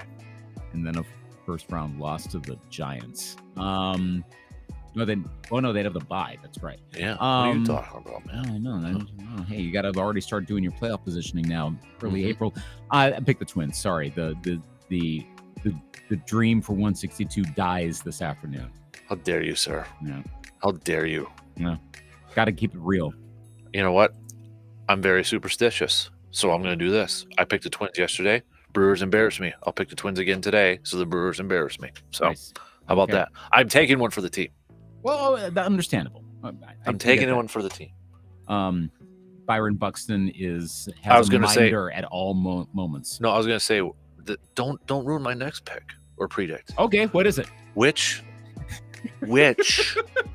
type of meat takes out Byron Buxton today? Which sausage? So which takes one was out? it yesterday? Let me bring up the video. I gotta find it. I think I might remember. I think it was the bratwurst. I think it was too. I'm gonna go hot dog. Yeah, I think. Why not? We'll go hot dog. Yeah, sausage number 1 was this close to taking out Byron Buxton.